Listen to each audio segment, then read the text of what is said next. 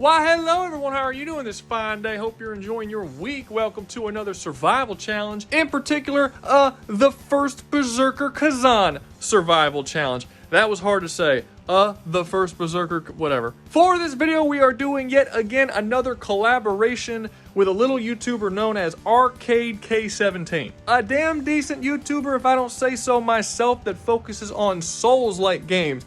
Elden Ring, Dark Souls, Khazan itself, you name it, he covers it, and he is here today to help me with this survival challenge. If you want to check his videos out, go down to the pinned comment. There will be a link to his channel, and you can get some of that sweet, sweet Souls-like goodness. And if you enjoyed this video, don't forget to like, subscribe, comment, share, and join the membership. Remember, you join the membership, you get videos early. But I'm wasting up your time. Let's get started. Hey, what's up, y'all? This is ARKADE K17. I make Soulsborne content, Souls-like content, stuff like that. I just made ranking videos, going over the lore. So yeah, that is pretty much me.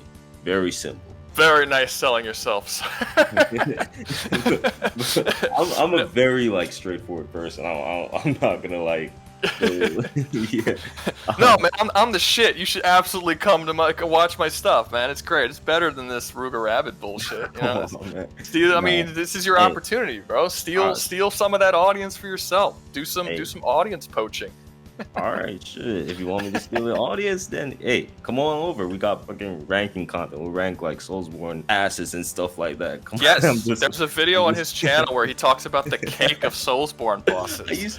I used to make some crazy Soulsborne content. Today I'm gonna do a quick video on which Soulsborne character would be registered sex offenders in real life. But I don't know. I just stopped. I just realized. No, keep it up, man. That's what does it. That's what people come for. Man, I used to. Hey, I have a video coming out ranking Soulsborne maidens, so if y'all want to see that, you can check it out pretty soon. I'm not sure when it's gonna drop, but it's gonna drop soon, so keep out for that. That's how you sell yourself. We got titties, guys. Come on and see your Soulsborne titties.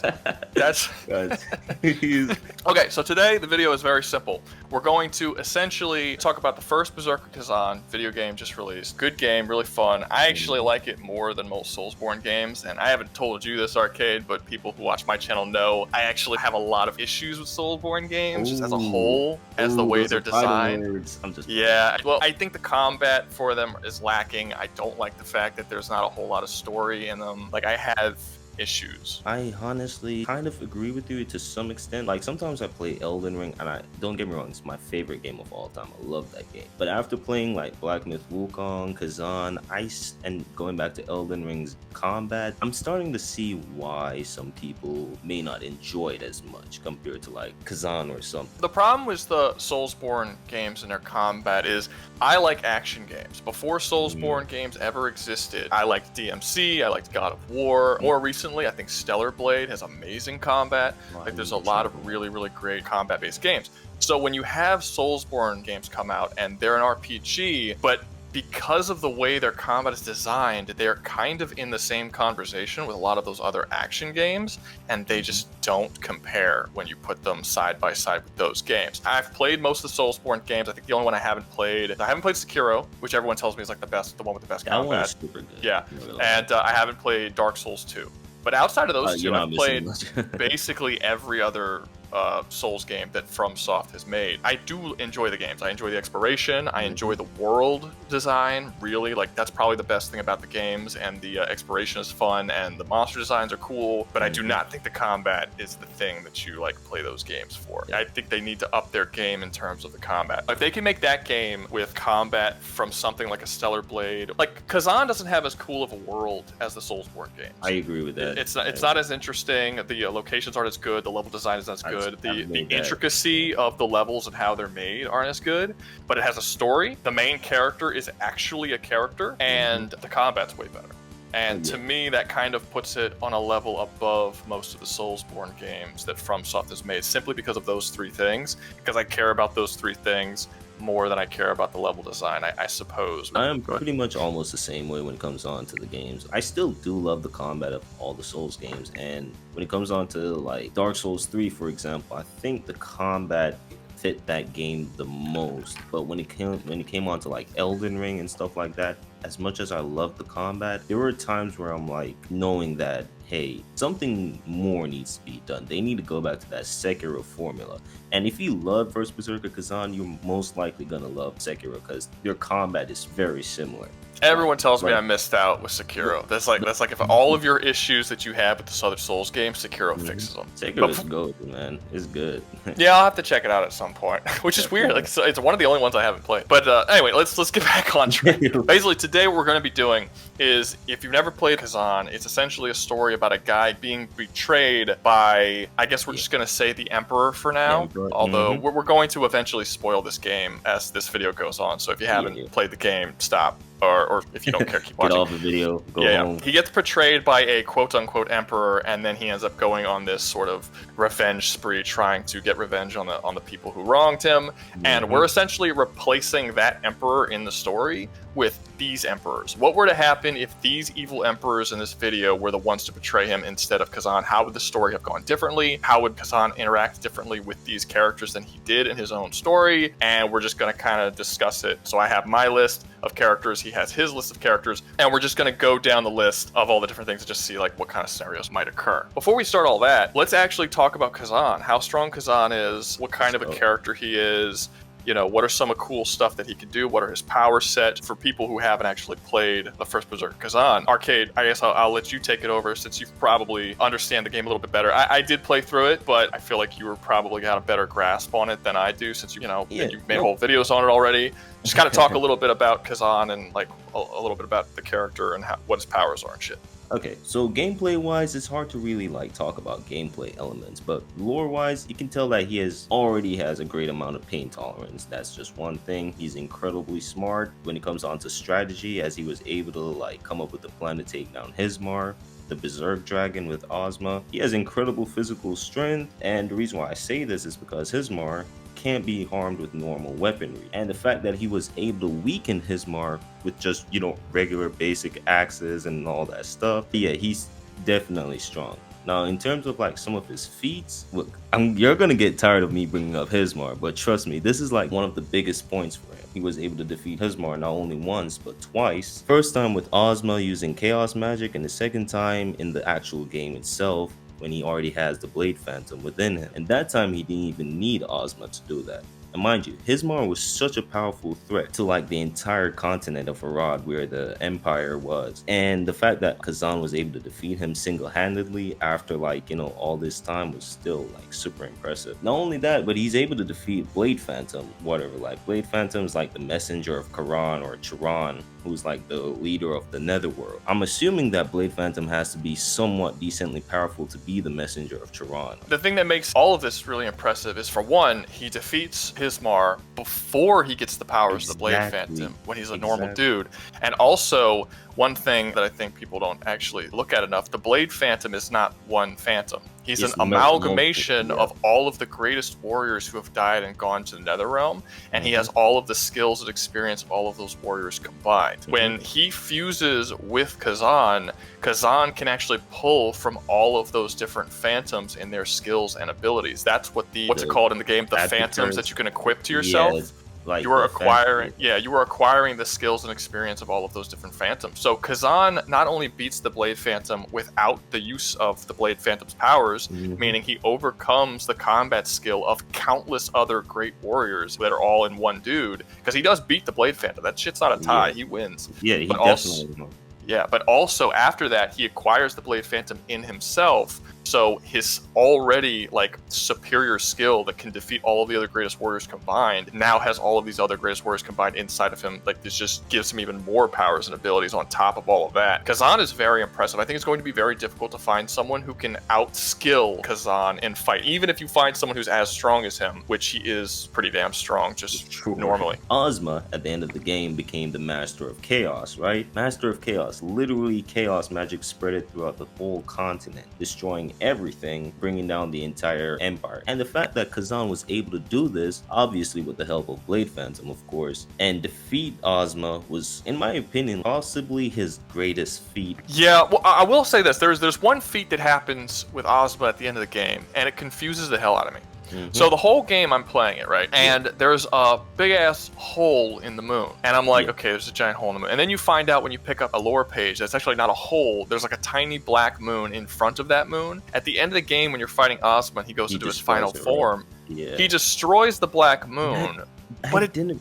That part confuses me. It is, because it's not the size of a moon. Like, he flies up and it's like the same size as him, and then it blows up. But then after it blows up, there's still that hole in the moon. If you look up during the fight, you can still see it. So, was there 2 moons? What did he do when he flew up? Are we supposed to just take it, like, literally that he flew up there and blew up a moon with his power? What was that? Was it just a tiny rock in the sky that was like the size of a normal dude? Because it was just a little bigger than he is. It was not like a moon. Yeah, admittedly, I'm not gonna lie. That part confused me. I actually did some research on that. I tried searching. I even went on Reddit. I even looked at what other people were saying, and no one elaborated on that. Like, they brought it up as like saying that, hey, that's, you know, that means he's strong. But I'm like, how strong? Someone said he flew up into the eclipse and blew it up. I'm like, it's not really that simple. It's no, it's not a full-size moon. And like I said, after he does it, the moon is still there. Like, you could still see it. Yeah. So he didn't destroy the moon or anything. So I didn't even bring that part up because I'm like, I'm not sure. I'm gonna be honest. Maybe it's like a spiritual, or not spiritual, but maybe it's like a visual representation of his power, even though it didn't really happen. Now, as far as like outside of that, Ozma does have some pretty cool stuff. When you go to, I'm forgetting the name of the level, starts with a V. There's this city, and when you go there,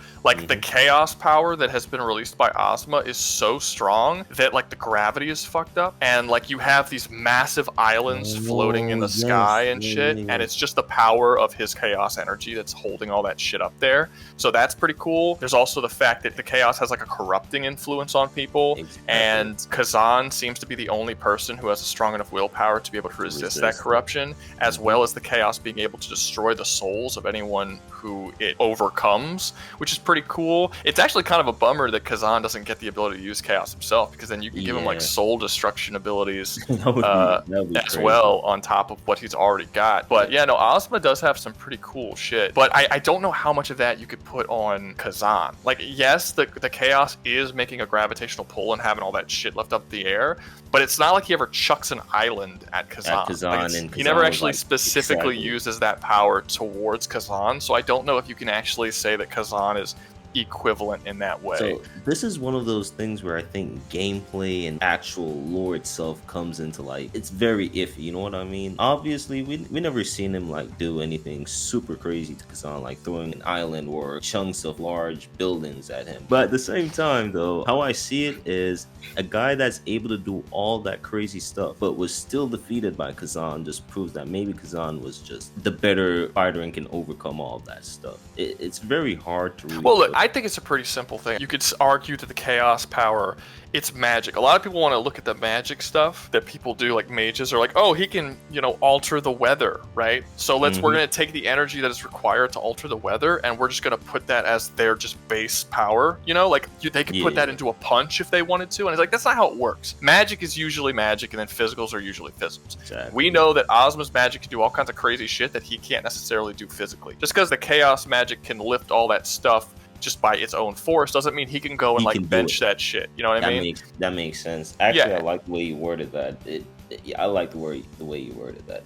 I've been talking about this for quite some time. I've been doing more. But like, cause we do know that Khazan's strong. Khazan is physically capable of fighting against Hismar, and I mean, if you just see the size of Hismar as compared to, like, there's this one shot I remember where Khazan and Ozma are standing in front of Hismar as it's like dead, and like it looks like they might be the size of one of his teeth. He is so much bigger than they are. Like, when I saw him for the first time, I was like shocked. I was like, am I really gonna fight that? I was like, yeah, he's a big dude, and even throughout the game, I mean, what's that one boss that you fight in that pit, the big ass with the wheel around his neck? I'm forgetting the name of like Shakaka or some crazy shit. Yeah, like that thing. The fact that you could parry attacks and block attacks from that creature, the fact that you can take hits from it and you can kill it, that's not even the biggest monster. Like I said, you have to fight Hismar. Here's another one that I don't think people talk about enough, but Viper has one scale. I think it's a scale. It's a scale or two? It's a scale of Hismar. It's a scale. Yeah. He has one scale of Hismar, and when he utilizes the power of that scale, it's so powerful powerful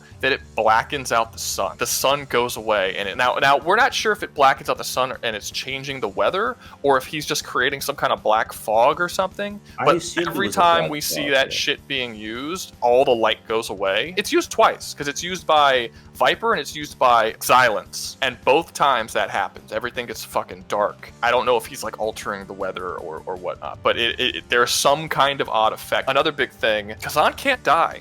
At least not by normal means. It is canonical within the story that because of his pact with the Phantom Blade, he will keep bringing him back from the dead, no matter how many times he dies. It's actually really interesting. Yeah, Phantom Blade says at the very start of the game, he says you cannot die. Every time you die in the game, it is canonical that you're just going to keep coming back again and again and again. He's got a lot of really cool powers. He clearly has some sort of strength enhancement, speed enhancements. He can draw power from the Nether Realm. He has a fucking Super Saiyan mode, which is pretty cool. And the fact that he can actually avoid death, because there's an ability where when he dies, instead of dying, he automatically goes into the transformation and becomes a Super Saiyan. So it can actually save him from death, which is another cool thing. No, he's going to be a pain in the ass for a lot of these guys to deal with. I think a lot of these emperors aren't even going to be able to permanently put him down. And this is another thing that we should talk about. Probably the most dangerous thing about Khazan that the game constantly puts focus on is his willpower. The fact that he cannot be infected by chaos. The fact, like they even say, like the spear that he throws, the javelin attack,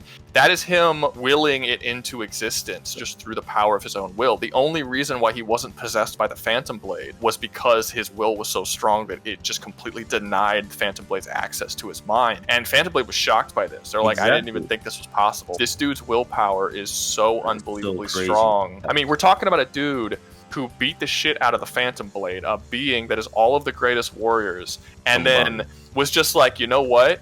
No, I'm not going to kill you, and you're not going to possess me. We're going to work together, and you're going to fucking like it. And then he just like, he's like, okay, fuck, I guess this is what we're doing now. You know what's crazy? So the first person to have your Queen Marika, his willpower actually plays some role into this like whole thing against her army or whatever. So when we get into that, that's no, I mean, fuck, that sounds like a good segue. Get into it. So her army is the Golden Army. She's like the Golden Order. She's the leader of it, right? At her forefront, she has the first Elden Lord, Godfrey. That's like her husband, but it's technically her champion. Then you have Radagon, who's her second husband and the second Elden Lord. Then after that, you're gonna have like Morgoth, Melania, Moog, and Mikela. Then after them, you have the Crucible Knights, and then you have the Lanedale Knights, and then you have the regular foot soldiers. Against like the regular foot soldiers, the Lanedale Knights, Crucible Knights, Khazan is gonna wipe the floor with them, obviously. He went up against 100 times worse. Now, when it comes on to the children now, like Melania, Radon, Moog, and Mikela, I'm assuming you played Elden Ring a little, right? No, I have Elden Ring. Yeah. I never beat it, but I got really, I'm probably like maybe, I don't know, 3/4 of the way through the game. You've heard about Melania, right? No, I know all these characters. I know Radon and stuff like that. What I don't do with the Souls games is I don't generally read into all the lore. But I have played the game. I know who the characters are. Okay. Well, one thing, how do you feel about the whole Radon holding back the stars shit? That part is a good feat. And the fact that it was actually shown, too, that he actually held back meteor showers. Some people believe it was actual stars. I don't know, it's like, no, it's like meteor showers and stuff. Does it say stars? So it says stars, and that's why they refer to him as Conqueror of the Stars. But stars in their world is just like a meteor. Like even our world, when you see it falling like a shooting star, it's literally a shooting star. It's actually just what I took from that, where he's holding about the stars, because people say, well, stars don't move, so it doesn't make any sense. That's actually not true. Stars do move. Our entire solar system is flying through the universe currently at, I don't know, like 100,000 miles per hour, or whatever, how fast it's going. So stars do actually move. So are you saying you think it's a different thing? It's not just... I just think it's meteors. And the reason why I say it's like a meteor shower, because literally after beating him, one of them falls down. One of them falls through the center of Limgrave, which is the area in the game. And you can tell, okay, this is definitely... It's like not a star. Yeah, it's a meteor that hit the ground. So it's obviously that he was holding back meteor showers. So he's holding back shooting stars, essentially. Basically. Okay, which are not, Well, okay. So is this going to be another Ozma situation where it's like the chaos magic is strong enough to cause this gravitational pull, but that doesn't necessarily mean that his physical power is all that?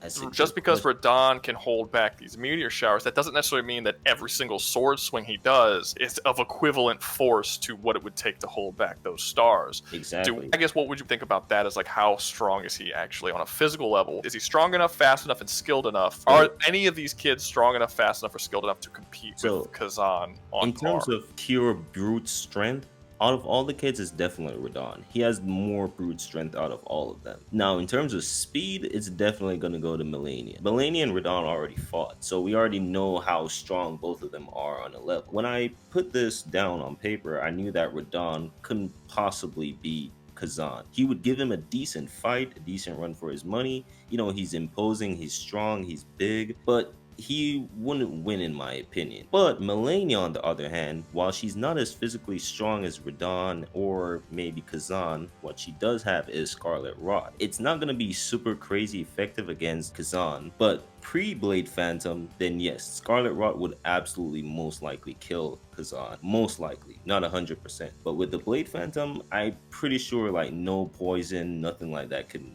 eat away his body. You know what I mean?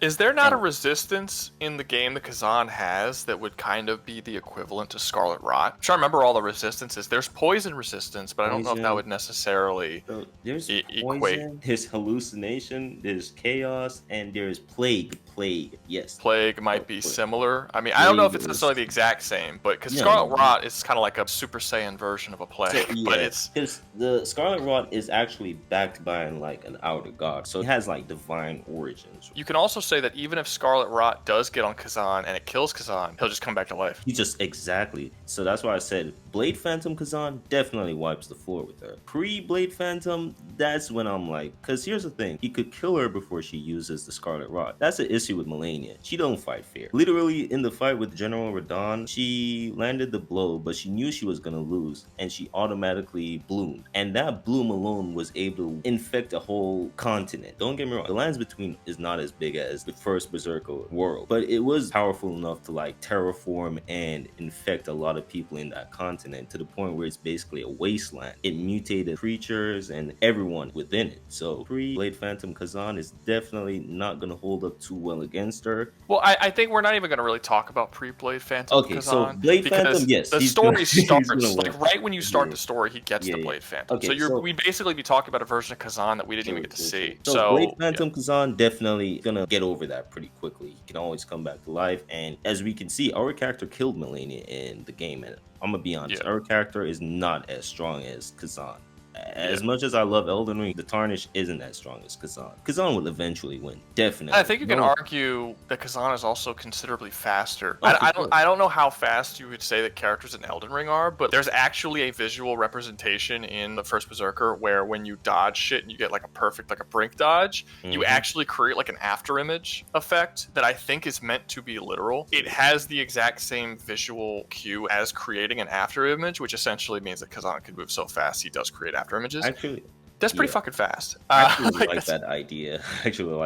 Yeah, like he literally creates an after image. It looks like that's what's happening when you do basically a brink dodge is like a perfect dodge in the game for people who haven't played it. But if you dodge it right at the exact moment where it's about to hit you, you create this fucking after image, and where you were and where you are appear at the same time, and the character kind of gets like confused about where you are. It's cool, but I mean, I think that's probably faster. Like unless there's like some kind of light-based attacks that you are capable of dodging or reacting to. There are some characters that's like maybe Marika herself and Radagon, they're very, I wouldn't say light based, because their powers look very similar to like how light based abilities look. I was gonna say, well, technically they could be light based. Not anything that just looks like light, I would say.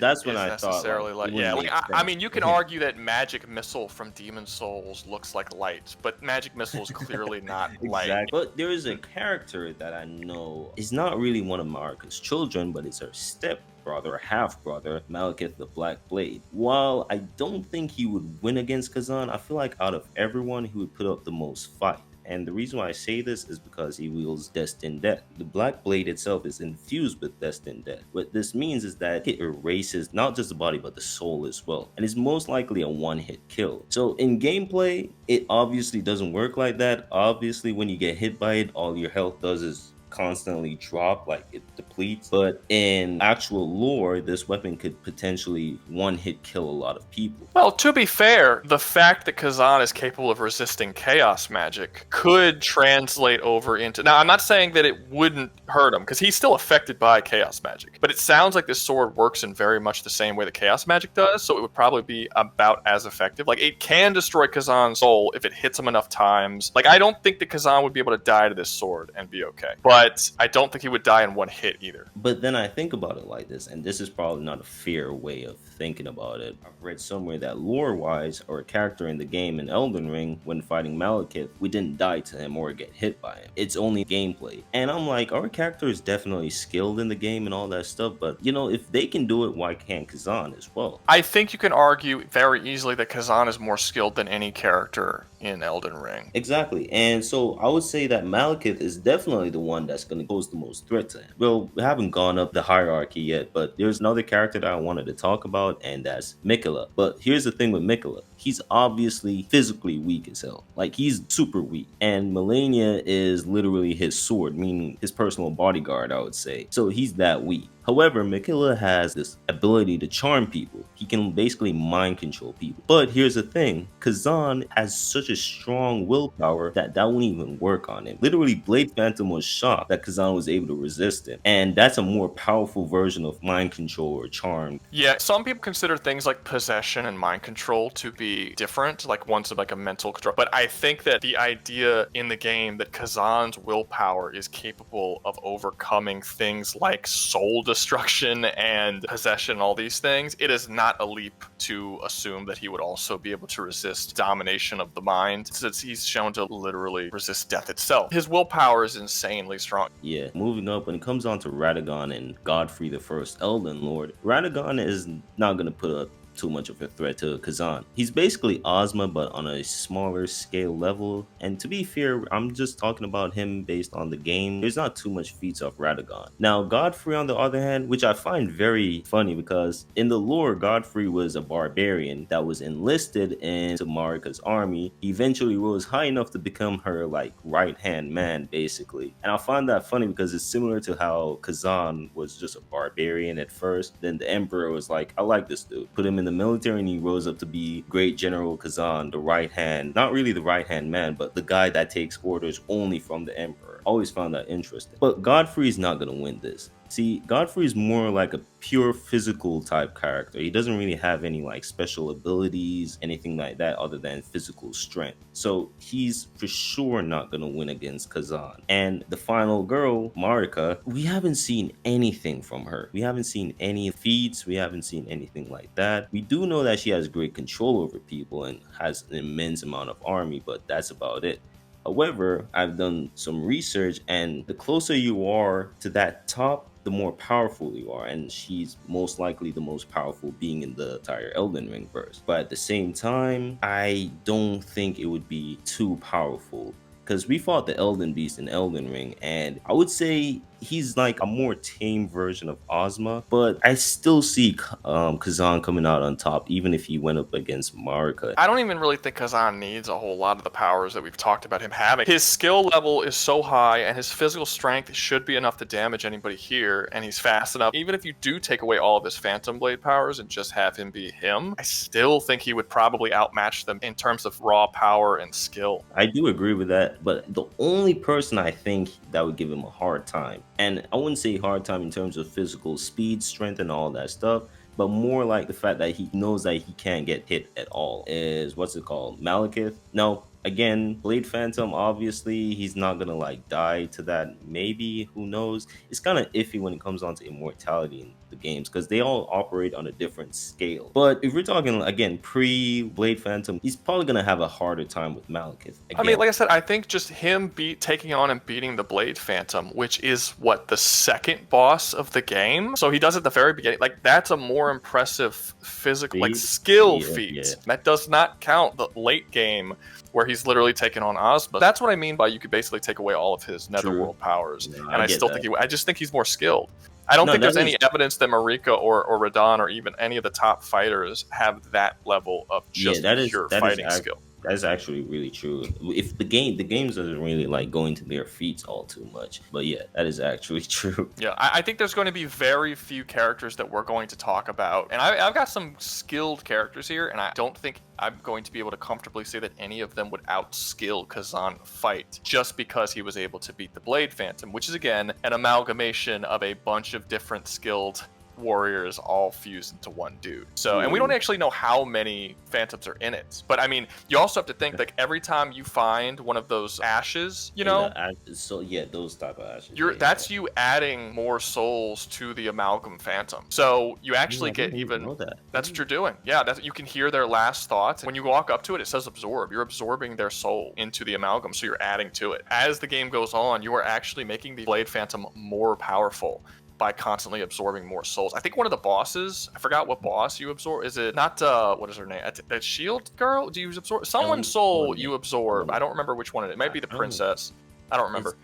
Yeah, I don't remember. Yeah, one of that, you absorb the soul of one of the bosses as well. And that she or he or whoever it is, I'm forgetting who it was, you add them to the Blade Phantom as well. So like, yeah, you're just constantly absorbing souls and getting stronger. So it's just... That's actually insane. It's really hard to say that like any of them are stronger.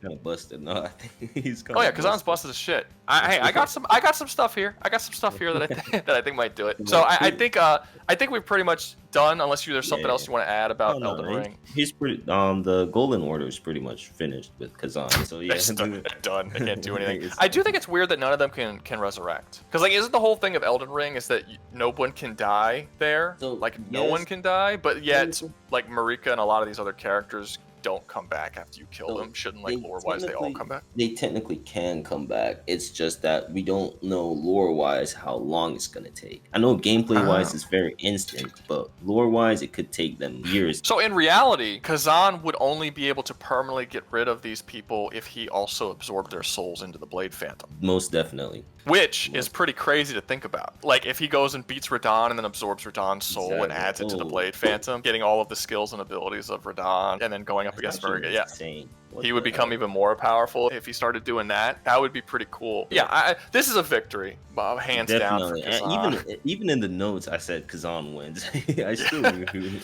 Yeah, he's gonna win. Okay, so moving on to the second one, we're gonna talk about the Demon Lord of Nordberg from Overlord 2. This is the video game Overlord from the video game series, not the anime, because I know a lot of people are gonna think it's from the anime. It is from the video game. Right off the cuff, it's going to seem pretty obvious that Khazan is going to win here, because I don't think that there's any evidence that the Demon Lord is more skilled or powerful than Khazan. Can you like go over some of like the Demon Lord's like? Yeah. So there's a couple of things that make, as far as the Demon Lord story goes, it's pretty interesting. So he's known as the Fourth Overlord because he's from a long line of overlords. Basically, him, his father, his grandfather, and his great-grandfather were all evil rulers who tried to take over all of society. They all have are slightly different based on personality and things like that. It's like he differs from his father greatly in how he rules. For one, they make it pretty clear that even though he's a super evil dude, he's not sadistic, and people are generally better off when he rules. When he's not ruling everybody with an iron fist in his very authoritarian sort of way,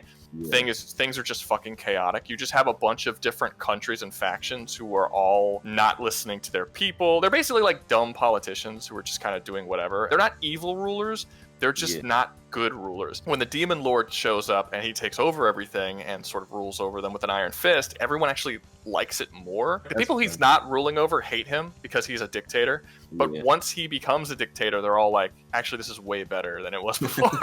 So it's like, that's kind of funny in a weird way. Like, yeah, like he's kind of like Dr. Doom, where like Dr. Doom is clearly like a dictator of Latveria, but Latveria is actually like a really well-functioning society. That's kind of the way it works with him. As far as his powers go, his powers in the game don't really seem all that impressive. Like strength-wise, he can fight like giant trolls and shit on par. I don't think he has any really like amazing feats of like lifting a boulder and chucking it or anything like that. He just fights dude with a big-ass greatsword. Now, he does use a massive heavy greatsword that normal people cannot wield with one hand, so that does kind of show his strength. He's also incredibly durable. At one point, he is tricked into going into this building that's filled with explosive barrels, and they blow up the whole building. He just walks out with no problem. Most people cannot hurt him. Durability is probably probably his main thing that makes him really hard to kill in a sword fight. He's not really fat, like he dodge arrows and stuff, nothing too impressive in terms of speed. In terms of magical abilities, he has shields that he can put on, like magical shields. He could shoot lightning.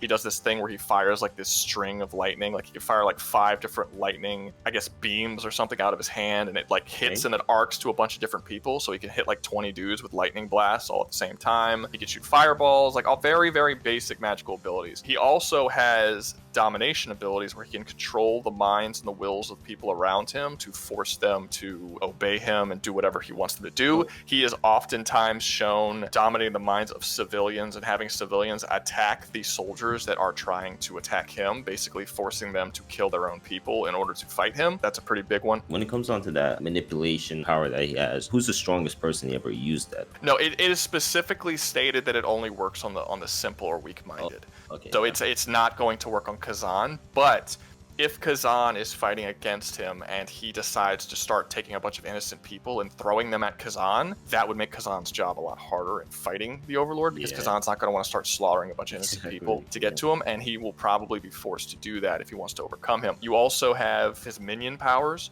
So the Overlord is in control of the Netherworld, which we're going to get into. That's probably the most impressive thing, and really the thing that's going to give Khazan the most issue, but he's in control of the Netherworld, and the beings that live in the Netherworld, which most people call demons, they're just called minions of the game, but the humans and the elves and stuff call them demons. But basically, he has an army of them who he can summon at any point and just have them attack. It's basically, if you ever played the game Pikmin, it's very similar to Pikmin, where you have like your fire minions, your water minions, your poison minions, and you can get like a huge army of 50, 60, 70 of these dudes and just chuck them at your enemies, and they all just start like ganging up and killing whatever it is you want to fight against. You basically can lead whole armies into battle in this game. But the main thing that's going to be the most dangerous, and the thing that Khazan's got the problem with, and the reason why I thought that it would be interesting having him in here, is that the Demon Lord is in control of the Netherrealm to a complete and absolute extent. He is essentially the Charon of this game. Essentially, he's more powerful when he's around the Netherworld or around Netherworld power. In fact, it's so much so that if there's a rift open that leads to the Netherworld and he's standing near it, it will regenerate him and give him massive power boosts and like strength buffs just by being near that realm. When he's in the Netherworld, he is significantly more powerful than he's not. In fact, he has a castle in the Netherworld that is just a massive fortress that's just levitating, and it's just floating there by his own power, because he is like essentially not like a god of the Netherworld, but basically a god of the Netherworld. Okay, so he's more powerful in the Netherworld when he's or when he's near any force that has Netherworld power, which is what makes, I think, very difficult for Khazan, because Khazan is literally used as Netherworld power. Essentially, Khazan being in the vicinity of the Demon Lord will make the Demon Lord stronger. Oh, that's it. Because he just has constant Netherworld power in his body that the Demon Lord can feed off of. Okay. It's also possible, and here's another one, it's also possible the Demon Lord can travel without any difficulty back and forth to the Netherworld, back to the human world whenever he wants to, which means that if Khazan ever tries to escape the main world of the Overlord, which I'm actually forgetting what the world is called, but if he tries to escape the world and go to the crevice, the Demon Lord can follow him there, and if the Demon Lord follows him to the crevice, he will have the full power of the Netherworld just around him. Ooh. So essentially, Khazan won't be able to flee into the crevice or in any way. Like, he doesn't have a safe place to go, basically, and his own power can be used against him by the Demon Lord. This one is tricky. First, he might sound like, okay, he's not all that powerful, but then you start mentioning Netherworld and how he gets power based off that. Yeah, and the Netherworld in Overlord acts very similarly to the Netherworld in Khazan, so I think that you can say that they would be equivalent. The Netherworld in Khazan is sort of like the afterlife, whereas in Overlord, it's never stated directly to be the afterlife, but it is a sort of hell realm. Like, there are demons there and stuff like that. It's I don't know if people go there when they die, but it is this sort of alternate world between worlds where demons reside, and there's like constant magical energies and like soul energies and stuff like that do exist here. So I do think that they are close enough that you can compare them and say that the Demon Lord can actually feed off of the Netherworld from Khazan's universe. I think they are close enough that you can make that argument. Ooh, that's very tough. Is he like immortal? No. See, here's the main weakness. If you kill the Overlord, he's dead. Oh, Yeah, he doesn't come back to life, but he does have massive power-ups when he's around Netherworld energies, and it gives him a constant stream of power and regeneration. So he's going to be much harder to kill when he is around Khazan than he would be otherwise. He's also, it's important to note, while I do still think Khazan is a more skilled fighter, the Demon Lord is considered the greatest swordsman who is alive in the Overlord universe. that's a good feat. He's unbelievably skilled. Again, I think you can argue Khazan's better because he's not only probably the most skilled, but he also defeated an amalgam spirit of all the greatest warriors. So he proved he was the most skilled,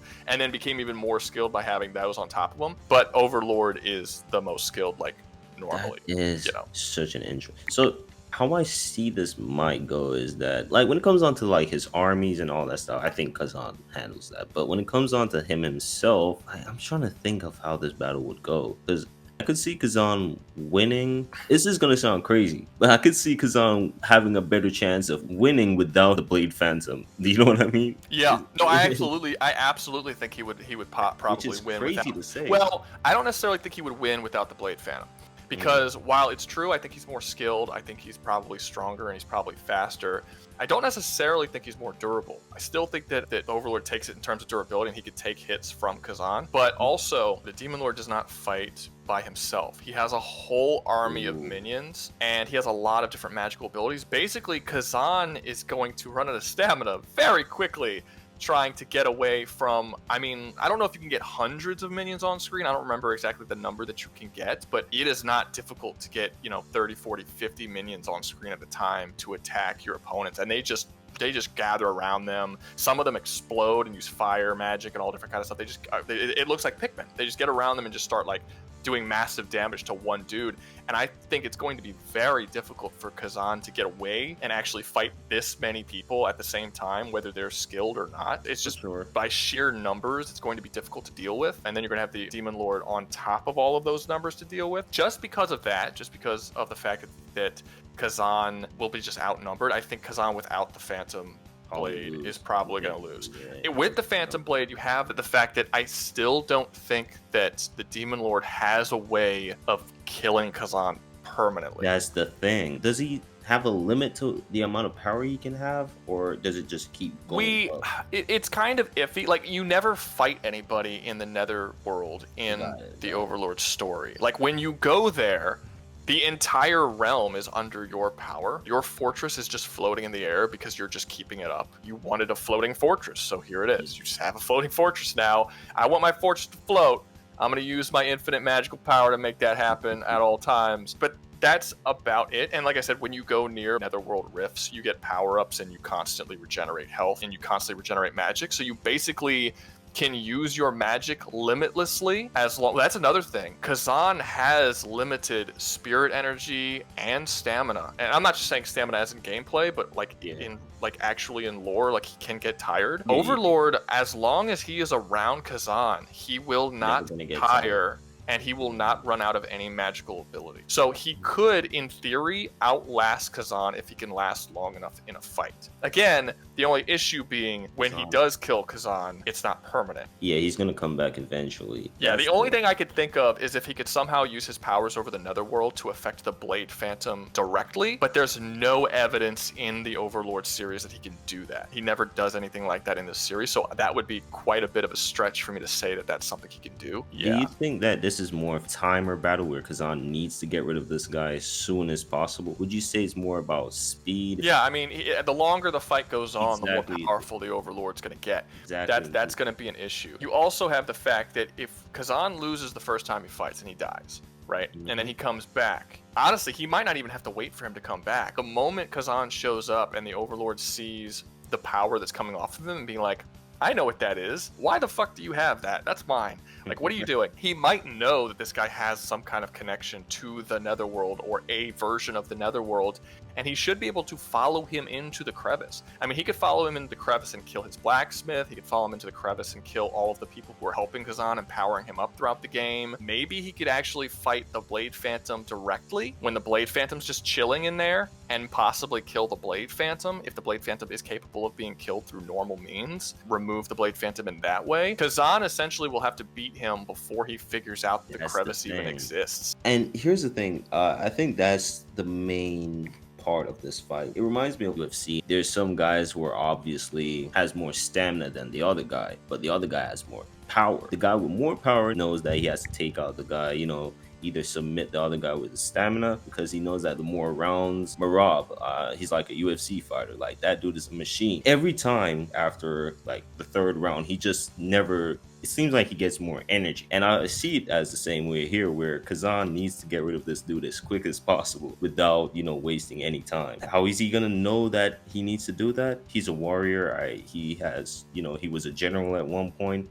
Khazan is not a dumbass. He's gonna know something's up with dude. You know what I mean? You give him the benefit of the doubt with stuff like that. I think you should get equal benefits to both characters. Like, actually, technically, all of the different points, I forgot what they're called in Khazan, but the little swords that you can go and interact with that become portals to the crevice, and that Khazan interacts with to power up and stuff. Rifts or something. Yeah, whatever they're called. None of the other characters that you fight against can interact with those points, but technically, I mean, the Demon Lord should be able to see them and interact with them the same way Khazan does. So he should be able to use them to get just as much power-ups as Khazan does. He should also be able to use them as portals to the Netherrealm, even though he doesn't actually need them. He could probably just travel to the crevice without, but those will be a direct link to the crevice. And again, I think if he's in the crevice, it would be very difficult to argue that Khazan would be able to defeat the Demon Lord, because he literally would have like infinite levels of power within that realm while he's there. I think it'll be over if he's capable of going to the crevice. Khazan's going to have to be careful in a way that he's never had to be in his own game before, because he can utilize parts of his power against him that he's never had to come up against before.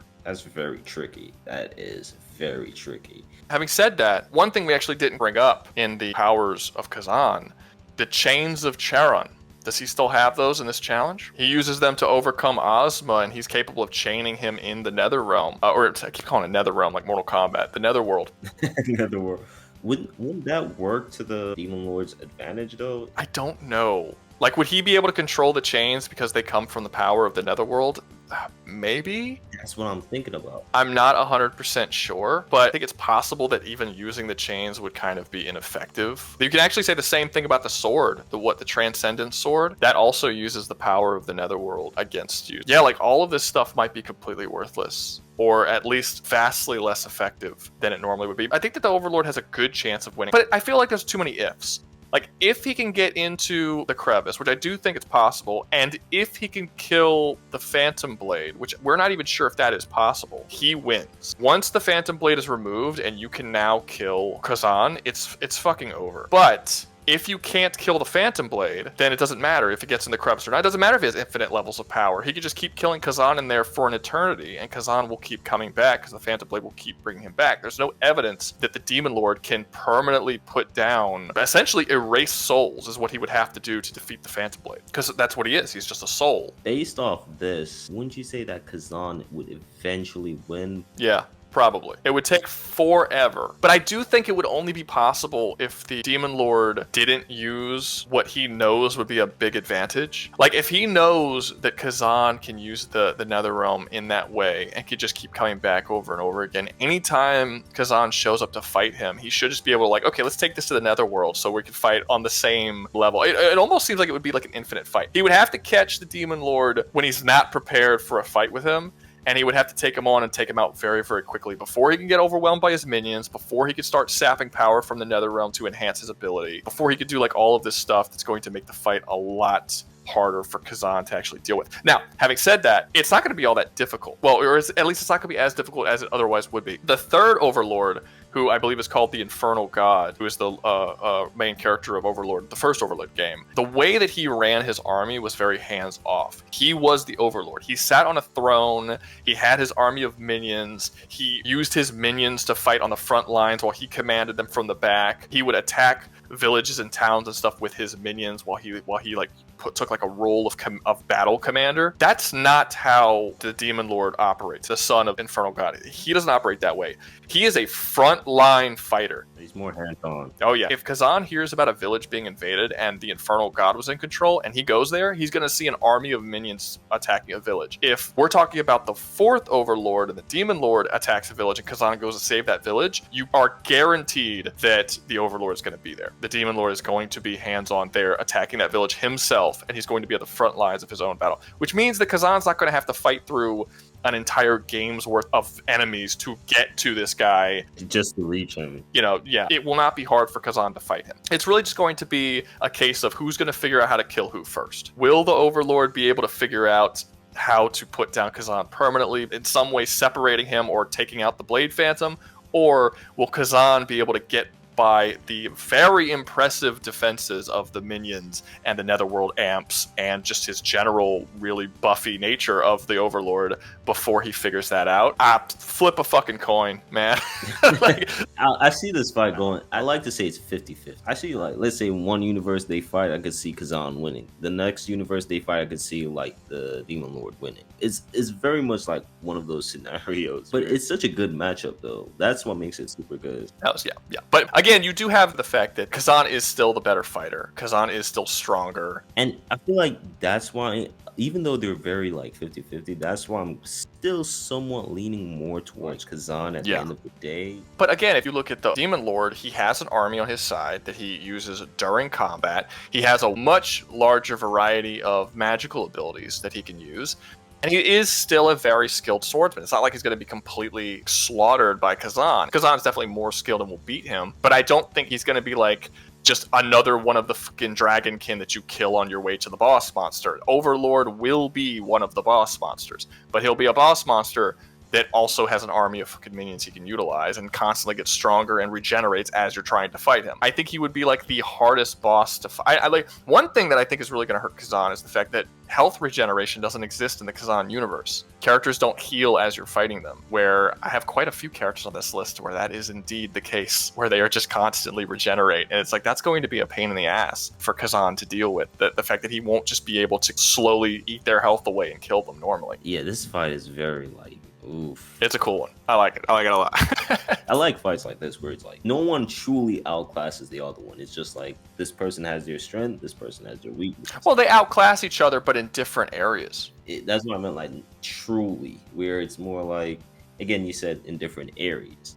And I really like that. I personally don't even know who would win in this one. I mean, that's fine. Like I said, I think it's a coin toss. Usually when I come to these sort of situations in the video where it's just like, man, it's iffy, I just say like, hey, if you're in the comment section, you know both of these characters, give your opinions on it. What do you think? Because I do think it could go either way, and I think it's very, very cool. But like I said, I think that if there's nothing in the lore of Khazan that says that the Blade Phantom can be killed in some way or another, then it's just inevitable that at some point Khazan will win. Doesn't matter how many lives it takes, he will eventually overcome the Overlord. And there's also possible that the same way that the Overlord can enter the crevice, it's very possible that Khazan can figure out some way of entering his fortress that's in his own another way. Like he could literally go to his home and start fucking shit up over there.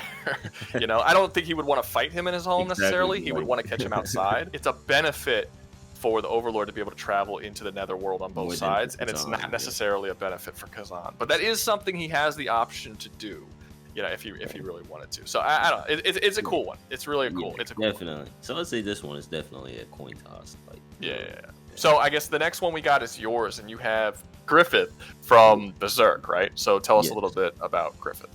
So Griffith, he was a leader of the Band of the Hawks, or at least was the leader of the Band of the Hawks. He betrayed them for power, and, you know, he became femto. Now, here's the thing. After doing this, Griffith basically became like his own ruler. He's not really a tyrant per se, but he's like a new emperor or king of his own kingdom called Falconia, which he literally manifested out of nowhere. He didn't build it or anything, he literally manifested it. Basically, he was just a regular human who sacrificed all of his friends to gain almost like godlike power. I think this is where Khazan might lose, and just hear me out. Griffith's army consists of the apostles and some regular like foot soldiers like demons and all that stuff. Khazan will go through those guys easily. One of the strongest apostles that I know of is, I forgot his name, but he's like this beast-like guy, Zor or something like that. I forgot his name. But Khazan will go through most of them easily because they're all physical guys. They're not really like, they don't have any weird mystical power or anything. Now, when it comes on to Griffith himself, that's when I think Khazan is gonna lose. And just hear me out. Griffith's powers are very weird. We don't even see a lot of feats from him. We don't even know how strong he is or how he's gonna get defeated at the end of the story. But basically, no physical weapon can harm him because he exists on like an astral level. But he is able to manifest himself in a physical body, but that was like a brief time. I think he can like choose to revert back to a physical or astral form if he's in combat or whatever. But so here's the thing, he has basic telekinesis as well. He was able to throw guts in mid-air. That's not a crazy amount of stuff, but the fact that he can't be physically harmed is definitely going to be an issue. And also he has some space/reality bending abilities. He caught a swing off a sword from this guy called Skull Knight, who has like this sword made of behilits or behilits or whatever how people pronounce it. This sword can literally cut through space itself, and this dude literally caught this, used the power of that same sword and defeated another guy with it called Ganishka, and he sliced open like a rift that was almost the size as a small country or something. Like, I wouldn't even say country, but more like a small like a city. That is insanely powerful. What makes him really like a threat is the fact that he can't be touched at all. He exists on an astral level. That's the part about him that I feel like people fear the most, and even to this day we don't know how he's gonna get defeated by Guts in the story. As of right now, dare I say, unless you want to go over back some of Khazan's feats, as of right now, I don't think he has any way of touching Griffith. His army, yes, but Griffith himself, I don't think so. Well, I think you can argue he won't necessarily be able to touch a lot of his army either, because Guts' sword, Dragon Slayer, has been coated in so much demon blood that it actually developed an ability to cut through and destroy spirits and souls. Which I don't think Khazan can do. Now, Khazan does have the power to stop resurrection. So like there are certain characters in the game that you fight that are undead, and if you kill them, their souls will re-enter their body and they'll regenerate and they'll come back. But there are certain skills that you can get in the game, like you can upgrade your javelin to be able to immediately destroy those souls the moment your javelin hits the dead body, and it automatically kills it. So maybe he could do something like that, but I don't think that Khazan has a way of fighting spirits that don't have physical forms, because I can't think of a single enemy in the game that doesn't have a physical form. That's actually a really good point. And this is also a fault, no, I wouldn't say a fault, but this is also due to like Berserk not ending, so we don't really know how Griffith is going to be defeated. But the fact that he even exists on a different plane of existence and can't be attacked like normally, I think that's probably what's going to give Khazan the most issue. Is there any evidence that Khazan, because he can travel back and forth between the netherworld and the real world, is there any evidence that he would be able to go into that other plane as well? That's a good point. I don't think I can think of anything in the game that happened that proves that's the case. That's a good point, but I don't think he has access to anything that could physically harm Griffith. Maybe the netherworld? Right, now, I do think you could possibly argue that with Khazan going through and killing all of these demons, his weapons would get a similar effect to the one that Guts has, where he would also be able to kill the spirits. But that doesn't necessarily mean that he could fight against Griffith. So it might be like an infinite sort of thing where Khazan goes across the world killing Femto's people forever as long as he's alive, but just can never truly overcome Griffith himself. And it's just kind of it's almost like Samurai Jack and Aku, where like for 50 years he's just fucking up Aku's shit, and Aku's like, man, this dude's irritating me, man, but there's nothing I can do about it, because he's just like, because I mean, would you argue that Femto is strong enough to actually take on Khazan? Strong enough physically? I would say yes. Skill-wise, physically, whatever. Would he actually be able to, well, not only physically take him on and beat him, but put him down permanently? Because if they can't kill each other, then it's just an infinite fucking war between these two that can never end. That is possibly what I think is gonna happen, where Khazan is not gonna die. Obviously, he has, immortality and he has a pact with the Blade Phantom, so it's gonna be almost a stalemate to like an extent. basically, because he's gonna keep coming back. But at the same time, is it really a stalemate if the dude can't even land a hit on you? Is that how, like, he doesn't have a physical form at all? So he does. He actually does. And this is something I was going to bring up. Rickard, which is possibly like a cool character, but he's super weak. He's just a regular human. 8 was able to slap Griffith across the face. Mind you, this is post, powerful Griffith, which was definitely one of the most surprising moments in the manga, not only to the characters in the series, but to the audience as well. How was he able to hit Griffith? It's still a mystery to this day, but I don't even think it's that much of a mystery. What I think is Griffith can possibly revert back and forth between his astral form and his physical form. That's what I think happens. At that time, he was at his kingdom. He wanted to seem more humanly, so I think he just reverted back to his physical form. But I think in terms of like any conflict, any wars, and anything like that, he's gonna automatically go back to his astral form. Yeah, I think the issue with this one is that the story of Berserk's not over. Exactly. And we don't know how Femto can. We don't know his weakness yet. We don't know enough about him to say how he would be able to win. Like, would the chains of Charon work on him? Would he be able to chain him into the netherworld? That is honestly, now that I think about it, you actually bring up a good point. I think that's possibly the only way to like defeat Griffith. I feel like someone said something. I remember I was reading online where Griffith, the weapons that can harm him has to be like from a different world. And I feel like if he was able to like trap Griffith in the netherworld, yeah, for sure he could possibly like fight him. But then again, we don't know too much of Griffith, his abilities and stuff like that. We know he has reality slices. I'm still kind of leaning towards Griffith. If Griffith doesn't have a way of putting down Khazan, no, I get what you mean. Because then it's not Griffith.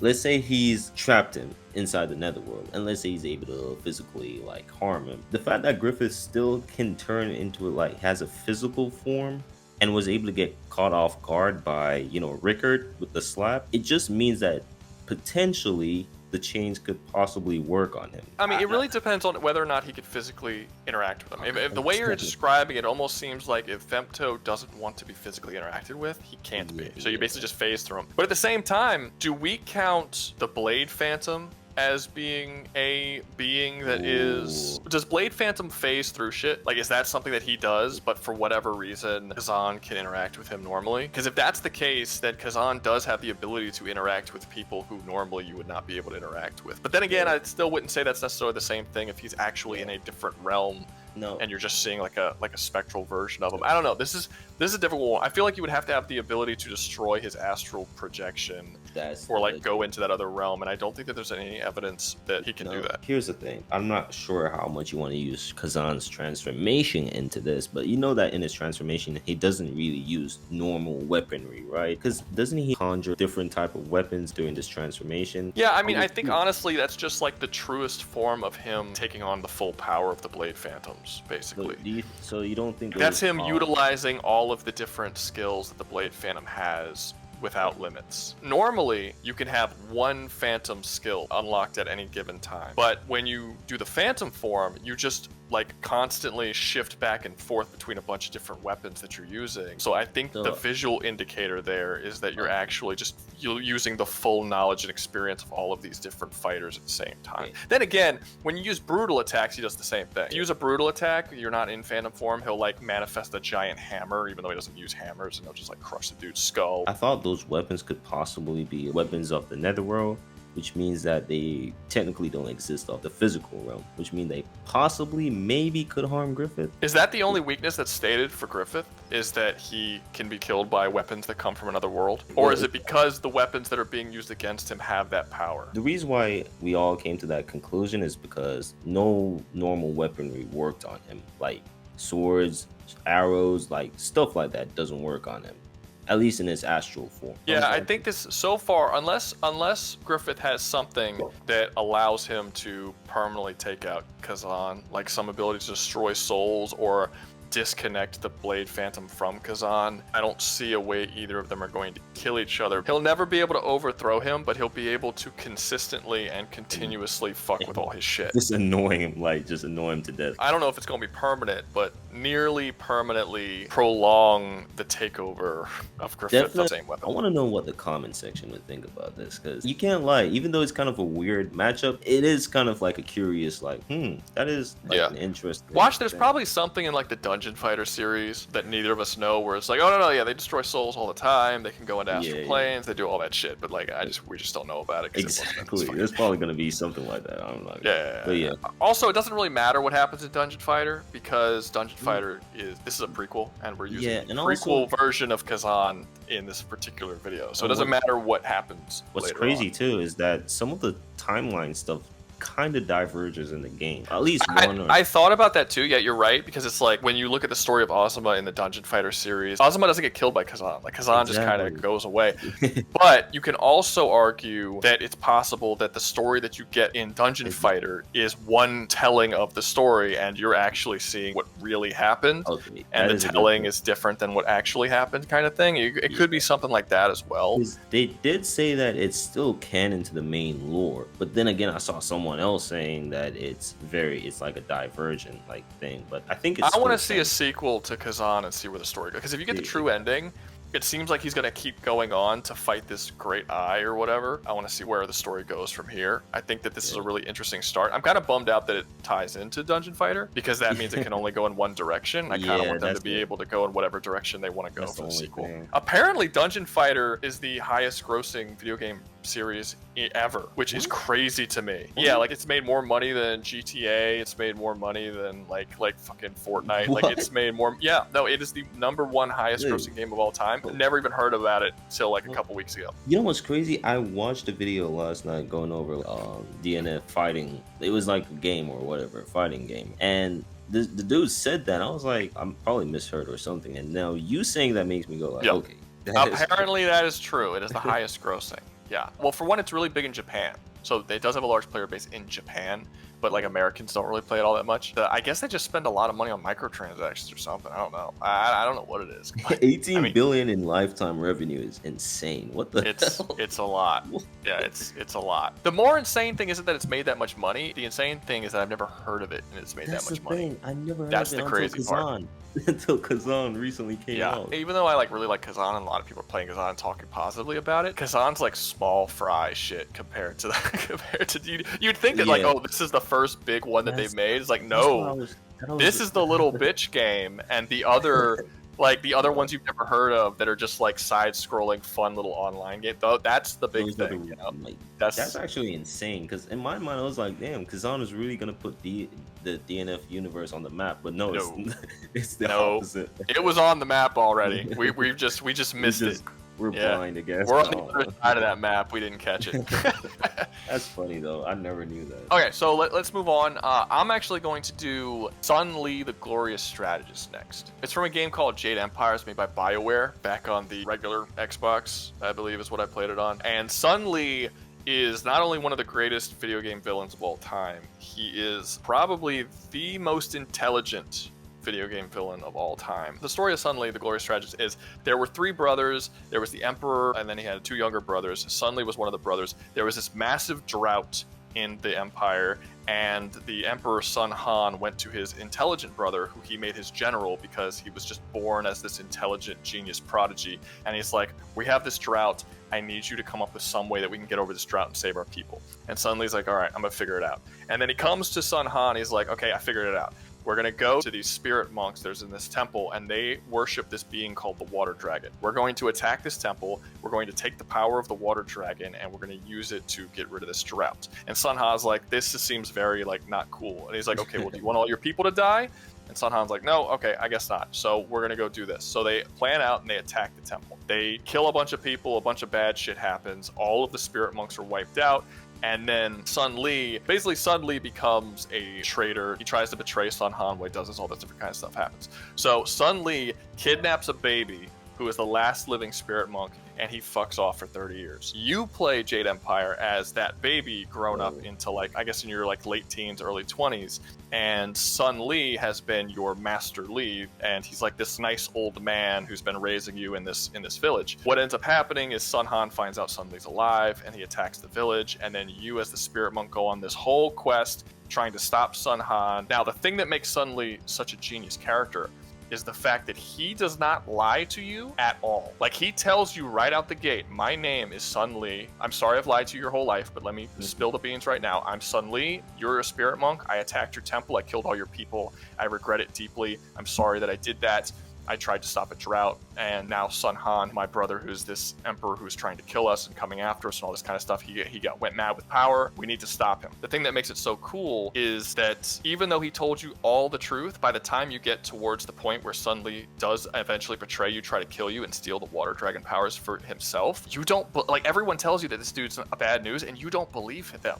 Because the game convinces you that this dude's a good dude, despite the fact that you know everything about him. And then he eventually flips the script on you, just completely takes over. You end up finding out that the entire reason why he attacked the temple was not to save the drought. He intended on stealing the power of the water dragon and becoming a god, overthrowing everything. And then, like, throughout the game, there's just so many instances of his unbelievable intelligence. For instance, throughout the game, everyone you come across and fight against says, how are you such a good fighter? Like, I don't even understand how it's possible for someone to be as good as you. One character, when you talk to after you fight them, he's like, I don't understand your fighting style. As I'm fighting you, it seems like there's a constant opening that I can get in and hit you, but every time I try and take that opening, it's like you set up a trap for me. You counter it, and like, I don't understand how you could fight this way. And the spirit monk has no idea what anyone's talking about. Everyone's like, so someone trained you to fight in this very specific, very amazing way and didn't tell you that you're fighting this way? Like, they didn't let you know that you're probably the greatest fighter in existence? So you go through the entire game just like throttling everybody in the story, not necessarily in the gameplay, but in the story, you're like, no one can even touch you.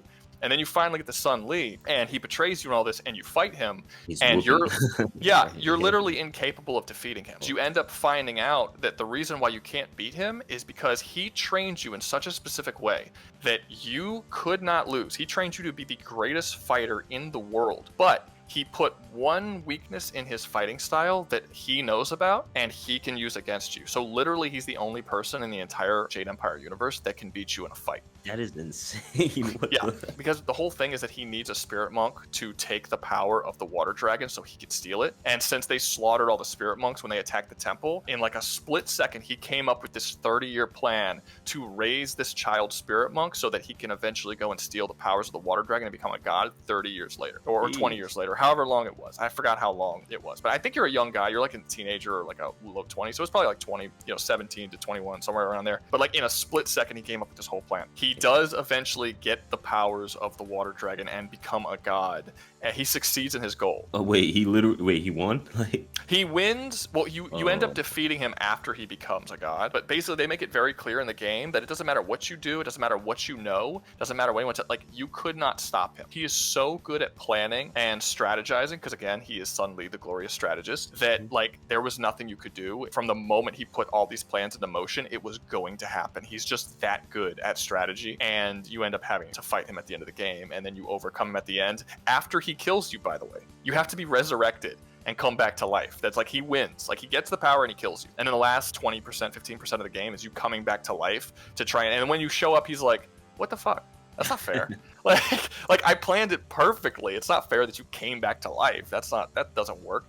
And then you end up defeating him. Yeah. He just couldn't fathom that was even a possibility, that someone could just come back to life after everything he plotted. No, he has a lot of really cool powers. When he gets the godlike water dragon powers, he just does a bunch of random shit. At one point, he brings a bunch of statues to life to fight you. He summons things to fight you. At one point, he enters your mind, and you have to fight him inside of your mind for domination of your mind. He multiplies himself.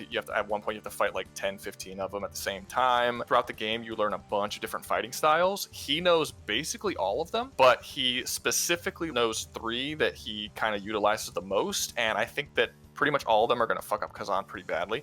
One of them, not so much. One of the fighting styles he knows that he uses a lot is Leaping Tiger. It's basically just a very, very fast and mobile fighting style that makes it extremely hard to hit your opponent, but it hits with like a tiger claw to the point that even though he's hitting you with like a blunt fist, it feels as if you're being sliced with multiple blades at the same time. So it's a pretty normal kind of fighting style, nothing too special about it. The other two are the big ones. He has Paralyzing Palm, which is exactly what it sounds like. If he hits you, he fucking shuts down your nervous system and paralyzes you. And his third fighting style is called Spirit Thief. And this one is also really gonna fuck with Khazan specifically, because every time he hits you, he steals your spirit energy. He absorbs it into himself, making himself stronger and making the person he's fighting weaker. Considering that Khazan actually does have a spirit meter and uses spirit as a form of power to fight against people, essentially, he's not going to be able to use any of his spirit attacks the whole time he's fighting Sun Li, because each strike, Sun Li is going to essentially siphon off all of his spirit energy to use it for himself. So basically what Khazan's going to have to deal with here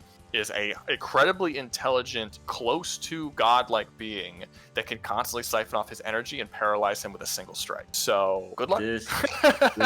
When it comes down to having that soldier mentality of like coming up with strategies, I don't think he's weak to that. But this dude, I don't think he got nothing in terms of this dude. Sun Li definitely takes that part. So in terms of fighting style, the spirit one, can you describe it again? It's like he can. It's called Spirit Thief. Yeah. So in the game, there's like chi basically, and chi allows you to do all different kinds of supernatural things. Spirit Thief allows it so that when he hits you, you lose chi and he gains chi.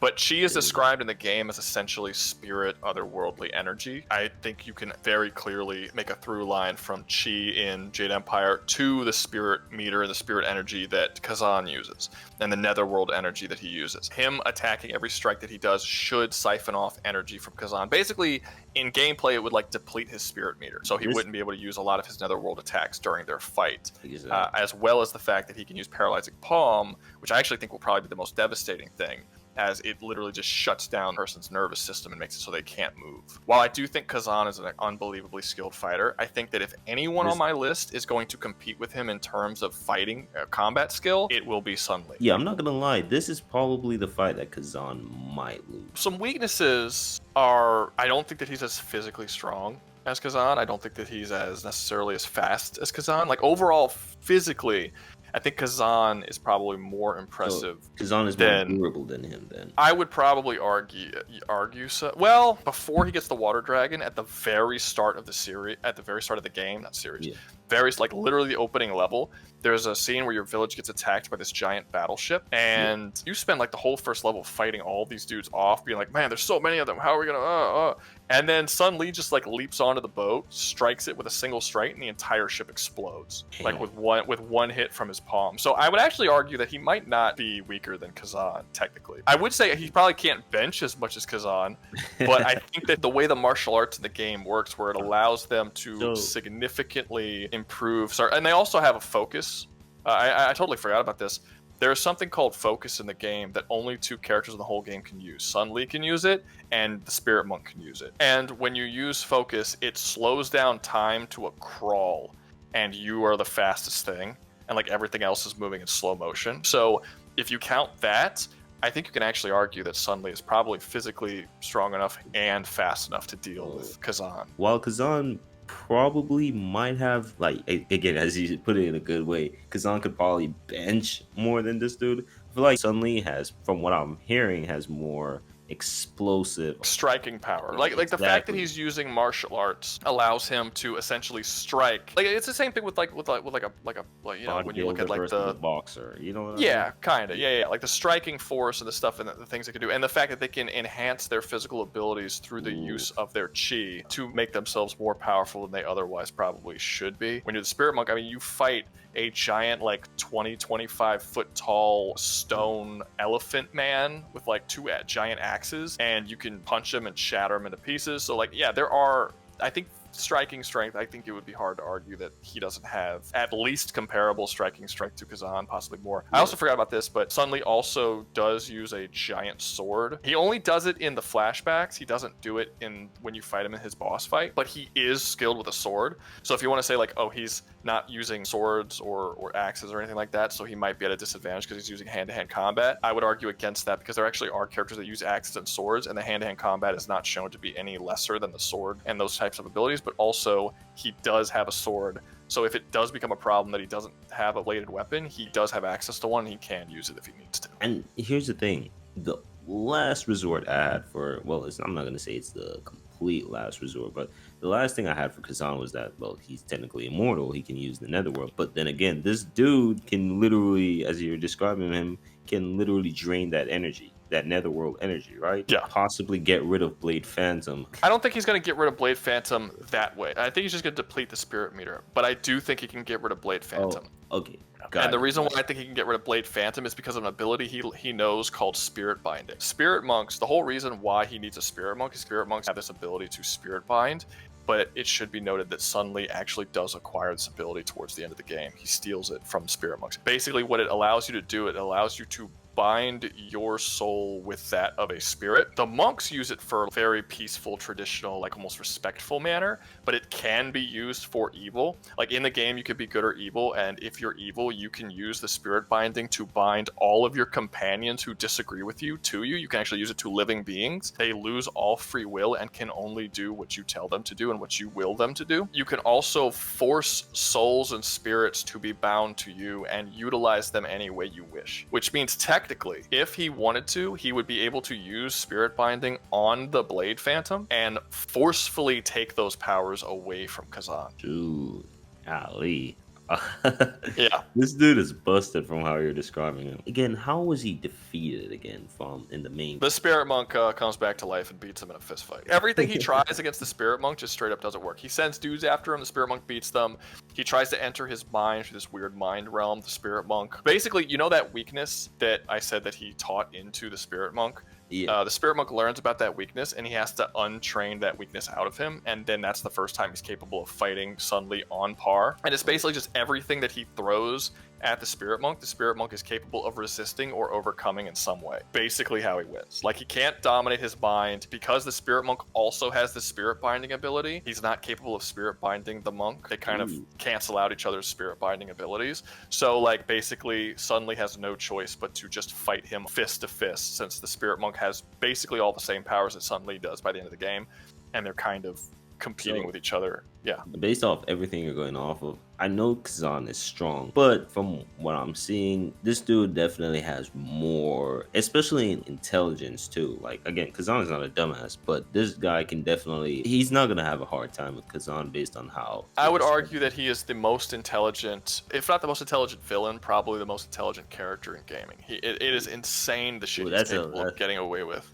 intelligence-wise. Well, that's kind of impressive. He earned the title, man. Sun Li, the glorious strategist. The way you described him, I'm like, okay, this dude. All right, so basically, Khazan. Yeah, I'm gonna be honest. I don't think Khazan is winning this. It's not, because here's the thing. This man seemed like he has mastered his own form of martial arts. Well, not his own form, but he mastered like martial arts to the point where he can basically defeat almost anyone. Doesn't matter what weaponry they have. He said he was able to destroy a battleship by just, well, to be fair, a battleship. It was a big ass wooden ship with a sail. It looked like a big pirate ship. You know, it'd be like blowing up the Thousand Sunny if since you watch One Piece. Yeah. He jumps up on it, he punches it, and the whole ship just explodes and falls apart at a single strike. Very casually done, and it was done before he got the water dragon powers. I don't see how Khazan is gonna win against this guy. I can't even use the immortality aspect because this dude can literally siphon that with the shit out of him. Spirit binding. So, yeah, with the spirit binding and the. Now, to be fair, he actually has to hit Khazan with the Spirit Thief attacks in order to siphon. It's not like he's like the Demon Lord where he just being around him will be able to amp him. Yeah. He actually has to strike him with the attacks. So that is a big deal. But I think he'll be able to do it since he has focus. It's not just like a gameplay thing. Canonically, he has focus, and the Spirit Monk are the only characters that have focus because it's something that Sun Li invented and taught to the Spirit Monk, which basically allows him to perceive time slower than other people. So I think it would be hard to argue that he would not be able to get hits in on Khazan. The way you're describing him, at least, is definitely like, yeah, I don't see what Khazan is. And look, Khazan is my boy, but I can't defend him in this one. I told you before we started, I had Skeletor originally, was probably the first dude I thought of. And I chucked him out because I'm like, he's way too strong. It would not be fair. Here, I actually think that in a physical fight, Khazan and him are physically comparable. So I didn't think it was unfair in that aspect. Yeah. So yeah. I put Sun Li, but I do think that his variety of abilities, intelligence, and things like we're not even going into the fact if Khazan can even reach Sun Li. Sun Li does take over all of China by the end of the game, and he is in control. Like, if he is aware that there's a guy Khazan to kill him, it's very possible that he could strategize a way to kill this guy without Khazan even ever gets Reaching to close him. to him. Yeah. Yeah, like before it, like his planning, fucking damn near instant. Like I said, a fucking 20-year plan that he just came up with in an instant the moment he looked down and saw a baby. He's like, okay, I know what I'm gonna do, and then he just plotted out the whole events of the game in that single, like that's crazy levels of intelligence there. I mean, and strategy, yeah. Hence his name, Glorious Strategist. Yeah, there isn't a single character in the game who could see through his plan. Again, it is a plot point in the game that it doesn't matter what anyone knows, it doesn't matter what actions they take. He's planned this out so well that you cannot stop it from happening. It's just going to happen. And the only way that the Spirit Monk was able to overcome it is after he already lost and he died, and then he came back. And he came back with a power-up as well, which was something that the Glorious Strategist could not account for. Like, he had no idea he was going to come back to life with all these crazy different Spirit Monk powers he didn't have before. He didn't even know that that was a possibility. I would say if you're going to give him any weakness, it would be if he doesn't have all the information, then you can somehow get around that. If you could surprise him with something that but even then, if he sees it, he can instantly plan. The only way that he was able to lose is that all of his other options had to be completely dwindled to the point that he was forced to fight the Spirit Monk in a face-to-face confrontation. And when he did that, the Spirit Monk, because he had overcome that weakness, was now on par, if not better fighter than Sun Li at that point. And the Spirit Monk had a fucking god helping him. It wasn't a normal, it's not like he was just nah, I'm just gonna go beat this dude, it'll be fine. It was a lot. Maybe the Chains of Charon, I know I keep bringing up the Chains of Charon, maybe the Chains of Charon, if he could use those to tie him into the netherworld, if he doesn't know that the Chains of Charon are even a thing. The other dude, he's, from what you're describing, he's super fast as well as he has focus or whatever. The focus is super, so the focus is very fast. Probably not gonna let that touch him. I'm gonna be honest. If he could dodge it, if he could dodge it, that's true. But you also, when you use the Chains of Charon, what is it? The Blade Phantom creates 10 or 12 of him, and then they all shoot out chains all around him at the same time. It could be possible. It doesn't matter how fast he is. The greatest weakness I feel like Sun Li has is, I wouldn't say his weakness, crazy weakness, but unexpectedness. The only time I can see Khazan really having a chance or winning in this fight is to just catch him off guard with the chains or whatever. That's possibly the only way I can see Khazan winning. I'm not gonna lie. And you also have the fact that, much like the Overlord, if you kill Sun Li, he's dead. Yes. So you can't just kill him normally. Khazan potentially has limitless chances to try and kill Sun Li, but I really don't think it's going to be limitless chances. I think it's going to be very quick. The spirit bind. He's going to use the spirit binding very quickly, especially when he notices this dude has a spirit inside of him, which I don't think would be, considering Sun Li's mastery over the spirit world as a whole. I think it would be pretty easy for him to tell that he's got a spirit inside of him. But even so, the moment he comes back to life, he's gonna be okay, something's weird here. I need to something. Yeah. When he saw the Spirit Monk come back to the first thing he tried was okay, let me Spirit Bind you, and then realized he couldn't do it. Fuck. So even if he does kill Khazan and Khazan comes out, he's okay, let me Spirit Bind this guy now.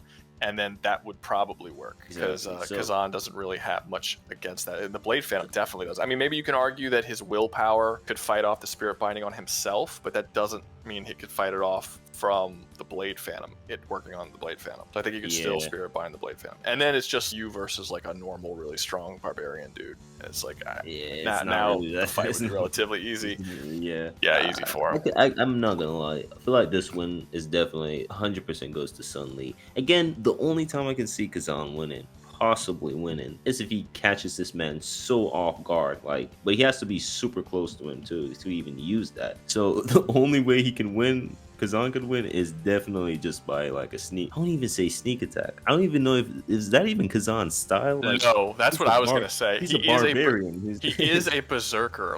Exactly. It's not you can occasionally, if you walk up to someone, you see them facing the other way, sneak up behind him and do a brutal attack real quick. But he doesn't stealth his way through anything. Exactly. He goes and he wipes out whole villages worth of populations in a very brutal and straightforward. I mean, when he went to Ozma at the end of the game, he also, this is another big one. In multiple boss fights, he waits for the characters to go through their transformation, and he does not. He does it against Maluka, he does it against Ozma, he does it against Reese. He just stands there while they're going through their transformation, and he just like lets them do it. And I'm like, are you fucking Goku? Would you kill this dude? Like, what are you doing? And it does make sense for him because he's very honorable in that sense, where if you're a warrior, he's gonna like want you to fight at your full strength. Sun Li is not exactly at all honorable. You know, guys like that, you can't fight like that. So even though I'm here to defend Khazan, I'm saying Sun Li is gonna win that one based off the description. Your next character is Kaido. Now here's the thing, Kaido is gonna put up a fight. Khazan is not gonna easily win against him. He will eventually overpower him, obviously, but he's not going to win against him that easily. And the reason why I say this is because one of Kaido's biggest strength is his durability. This man is so like, he's not only strong, like incredibly strong, like he's an emperor of the sea. He has a lot of strength. But this man also jumped off of a 30,000 foot, like, you know, island in the air, landed on the ground, got up and only had like a slight headache. He only did that because he wanted to just, you know, off himself. He wanted to kill himself. Mostly because he's just that strong. Like he's so strong that he wants somebody to defeat him. And in the story, it took Luffy, Law, it took in a whole alliance jumping him just to beat him. And most of the times they couldn't even land a scratch. To the point where someone actually landed a good hit on him, he went out and he was like, wait, only a few guys in my lifetime were able to do that. So he's incredibly strong. And even in Luffy's strongest form, he wasn't able to just defeat him easily. He still needed help. He still needed a lot of stuff. So with Khazan, we know that he dealt with Hismar, right? Who's known to have impenetrable like skin, scales, or whatever that can be harmed with normal weaponry. So we know he's good against those type of guys. I feel like eventually, especially if we're talking about Blade Phantom Khazan, he's gonna eventually win against Kaido. Okay, so to be fair, I think that you can argue that Kaido is considerably faster. I think the fact that he has Haki that can predict the movements of Khazan, it means I think you could probably argue that, well, I don't think Conqueror's Haki is going to work on Khazan. He's not working on Khazan for sure. Yeah, I think the observation Haki will work just fine. And I think if that's the case, it's possible that Khazan might never be able to actually hit him. Now, another thing too is that Khazan's, at least in the gameplay, we've never seen him dodge crazy attacks, but I do know that Kaido's abilities can, especially in his dragon form, he can at least take out villages and stuff like that in one attack with his dragon breath. So this dude is insanely, when it comes on to explosive power, he's insanely strong. Yeah, like at the beginning of Wano, he blows up a mountain exactly.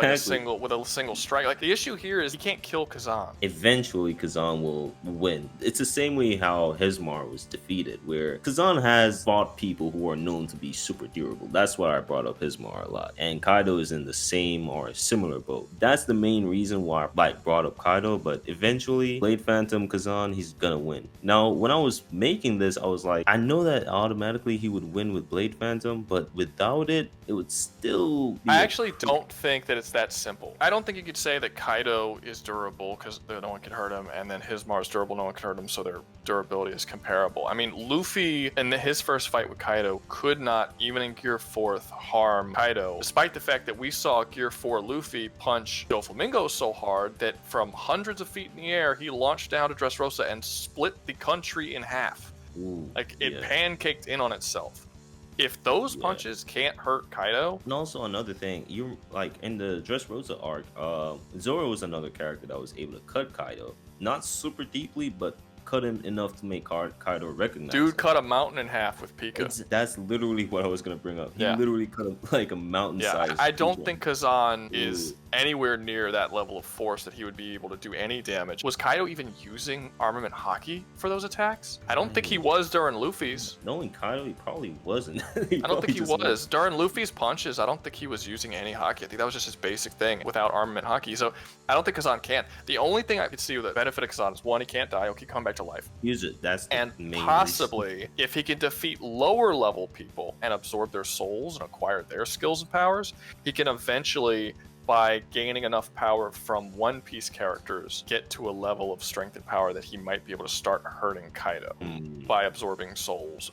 Outside of that, I don't see him being able to damage Kaido at all. I feel like Kaido's biggest strength, obviously apart from like his raw power, is his durability. It is the most hyped up thing within the verse. If Khazan was in the One Piece world, I don't think there's any question that he's going to have King of Conquerors Haki. Oh, for sure. His willpower is insane. Yeah, I think he would absolutely have King of Conquerors Haki. I don't think it would be that hard for him to learn Haki just in general. He'll probably start getting observation Haki and stuff. I'm not saying it's impossible for him to defeat Kaido. No, it's definitely not. I feel like but he's gonna go. Yeah, he's gonna have to go on like a Luffy level journey of defeating people and overcoming challenges and stuff to increase his Haki abilities, or at very bare minimum absorb the souls of his enemies enough to the point that he will be strong enough. He'll also probably become a pirate, to be honest with you, because even though he's a good guy, if he's going around killing other pirates and stealing their souls, I think the Marines might put a bounty on his head. Oh, for sure, Like declare him. So he would be like Khazan the Berserker, and that would be like his epitaph, exactly. You know, in the quotes. That would be super cool. Berserker Khazan, like Straw Hat Luffy. You're right. I do think that he probably learned, and we know that it took Luffy like 2 years to actually learn that stuff. Well, no, it took him a year and a half to learn the basics, to master the basics, and then he spent the last 6 months trying to advance it beyond that. Got it. But it was also stated that Luffy learned it way faster than normal. This is the only one that we've done so far where Khazan's gonna need a training arc. When he gets there, he's gonna be one shot by Kaido every time he shows up, for sure, and he won't be able to damage Kaido in any way. Like, he will have to train so hard. I think he's already to the peak of powers that exist within his own universe. So it would be more than just training. He would have to start absorbing souls and acquiring the skills of the people in the One Piece universe who just have a much higher peak of their skills and power than exists in Khazan's universe. Even with Khazan's like insane speeds, he would look like he's going in slow motion to characters in One Piece. Still not as fast as them. Oh yeah. Yeah, he wouldn't even like. There's no character other than Maluka who goes so fast that he can't see them move. And in One Piece, it would be like every other character. Like, everyone would be moving that fast. And here's the thing. We're already talking about this. While Luffy, I'm assuming at this point in the story, would be way stronger than Khazan. Well, it depends. Well, I guess it would depend on what point we put him in. Are we putting him in at the beginning of the One Piece story? Or are we putting him in... I meant Wano, in the New World already, like during the Wano. Yeah. Then that would be a totally different thing. I mean, he could probably ally with Luffy. He would likely... He could. But then that wouldn't be him overcoming... Exactly. That would be him, like, getting Luffy to help him, and he would be like a side character in Luffy's story. And I was gonna say, right, if Luffy needed help with Law and Kid just to like defeat Kaido, then I don't know what Khazan is gonna do by himself. Again, the fact that, well, to be fair, he does have like a whole army of dudes inside of him that can, like, you know, have ghost abilities, whatever. But in terms of just raw power, he doesn't have that. He's probably gonna need that training arc, I'm not gonna lie. He just doesn't have that raw power that Kaido has. Now you're making me rethink that my whole like Khazan wins thing.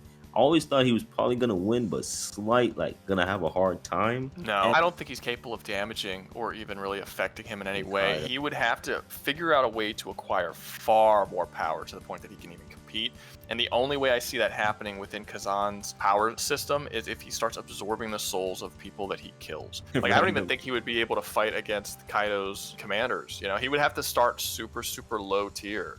Like early Grand Line level characters, and then defeat them, steal their souls, and then slowly build up the power to where he gets to the point that he could fight Kaido. It would take a very long time. Take a long time. It would take he would be there for probably a year or two trying to just build up power to catch up to Kaido. And then you have characters that he just straight up can't fight against. Any character that's a Logia user, and then you have all the bullshit powers like Sugar being able to turn him into a doll, or the fucking paint chick from Dinosaur Island. I'm forgetting the name of it, where she could just paint colors and control him. You know, there's just a lot of stuff. There's some like broken ass abilities in there. Yeah, there's a lot of stuff he might run into where it's just like, well, I'm fucked now, you know? Like, what am I even gonna do? I don't think it's impossible for him to train, but the thing Maybe he might gain the respect of Mihawk like Zoro did, and be like, Mihawk might teach him some stuff. I don't know. Like, you know, that would actually be an interesting matchup. Now that I think about it, you're actually kind of right. Kaido, and here's the whole reason why I even brought up Kaido. I said this many times already, but I was using Hismar because everyone knows Hismar is super durable. But then again, what's durable in the Zan's universe might be just regular, you know, shit in the One Piece universe. So who knows? I'm sure there's going to be people who are like yelling at the computer screens, being like, no. In Dungeon Fighter, he has like, he destroyed an entire universe. And I'm like, I'm not, I don't know. So It's here's not the thing. Kazan. So, Like, so I'm gonna just say this right now. I'm mostly going based off the games, like the game itself. Yeah. Anything after that, maybe Kazan does become super powerful to the point where he can just one shot anything. And I don't think it matters. Like I said, we're talking about Kazan, the first Berserker Khazan. It is a prequel. Even if there is some shit in the future where he destroys a universe or does some crazy over the top shit, we're not talking about that. We're talking about an earlier version of the character that appears in the first Berserker Khazan by the end of the game, and how powerful he is at the end of the game. And at the ending, I don't see him winning against Kaido like that. Especially, like I said, unless he does the very, very specific thing where he decides to go off and fight a bunch of people and gain the power to like steal souls and shit. You know? What about the, what do you call it? I forgot about it. We always bring this up, the Chains of Quran. How would that work against, how do you think that would work against Kaido? I would say, are they capable of being broken? We don't really know. There's no one in the Khazan universe that we see that can break those chains. And maybe you could argue they're not because they're like netherworld, otherworldly type things, which don't even exist. But can it chain literally anyone regardless of level of power? You know, is it, I mean, it's possible. I guess that's another situation where you kind of flip a coin, because Kaido is so much more physically powerful than Ozma, who we see the chains work on. So maybe he could break the chains, but it's also like the fact that there's spectral otherworldly chains. Maybe they're just completely immune to physical strength or damage just in general, and the chains would be able to lock Kaido into another world. Yeah, I feel like we don't know too much about the chains to be like, that's why we need a second game already. We need a second game. The chains are cool though. It's a cool concept. Like the fact that you have this special power that allows you to immediately chain a person into the netherworld and lock them into like another universe. Yeah, it's cool. But yeah, I don't know if it would work. I think it could if we go by the idea that they're like this special magical sort of thing that can't be broken, and I assume they are. You go through a lot in that game to acquire them for the sole purpose. They were built up in the game as being this all-powerful weapon that will be able to take out Ozma, who at the time is the most powerful character that exists in the universe. And I would even argue that it's possible Khazan wouldn't have beat Ozma. No, we know that if you don't get the chains, you can still beat Ozma, but you don't beat him the same way, I guess. Like it's not as easy. It's kind of iffy. It's like I don't know. Yeah, but the chains are built up as something that will absolutely be able to steal Ozma, no questions asked. So I think you could probably say that they at least have some sort of magical property that makes them, if not unbreakable, extremely difficult to break. And the fact that nothing like that exists in the One Piece world, I think you could probably argue that it would work. So I think that might work. Maybe you can use the chains, but he would have to like open with that attack. You know, like he wouldn't be able to, let's get into a fight a bit. And then like he fought Ozma for a solid 15 minutes before he decided to chain him. And it's like, you can't do that with Kaido because one hit, he's dead. He has to weaken like Kaido to the point where he's like, all right. We all saw how Kaido did Luffy, just one hit in the beginning of Wano. Just one hit, he's already done. I feel like he's gonna show up in front of Kaido, and Kaido's gonna be like, no, you can hit me, go ahead. And then he's gonna hit him with like everything he's got. It's gonna do nothing, and he's like, okay, you know what? Let's try the chains because this is not working. And Kaido might let him use the chains on him. Kaido might just let him go all out. That's the thing. Even the chains, I don't even know if the person has to be weakened in order for it to work. Because if that's the case, Ozma is not as strong as Kaido physically. But again, gameplay wise, we didn't use it immediately as we saw him. You know what I mean? But I know for sure, like based off everything right now, chains aside, Khazan is not winning against Kaido. Next up, I have, okay, it depends on how many we're doing. Because on one hand, I feel like Aku is going to be more watched. Like people, like Aku is going to make people click on the video more than Doviculus is. But I think Doviculus is a more interesting conversation than Aku is. So I kind of just want to talk about Doviculus and skip Aku. Just got to describe on Doviculus. Doviculus is the villain of a game called Brutal Legend. You said you've heard of it, but you never played it? Yeah. Okay, yeah. So Brutal Legend was created by Double Fine, and it's essentially a game that praises metal, the music genre of metal. Jack Black plays this guy named Eddie Riggs, and he gets blood on this belt buckle. It's a magical belt buckle that was given from his father that he didn't know was a magical belt buckle, and it teleports him to this land. It's basically where the age of metal, and everything's like metal themed. The villain of this area is called Doviculus. He is the evil emperor, and he rules over this faction called the Tainted Coil. He's a demon, and he has a bunch of other demons under him, and he is a sadistic, lustful, psychopathic character who is, oh no, dude, he's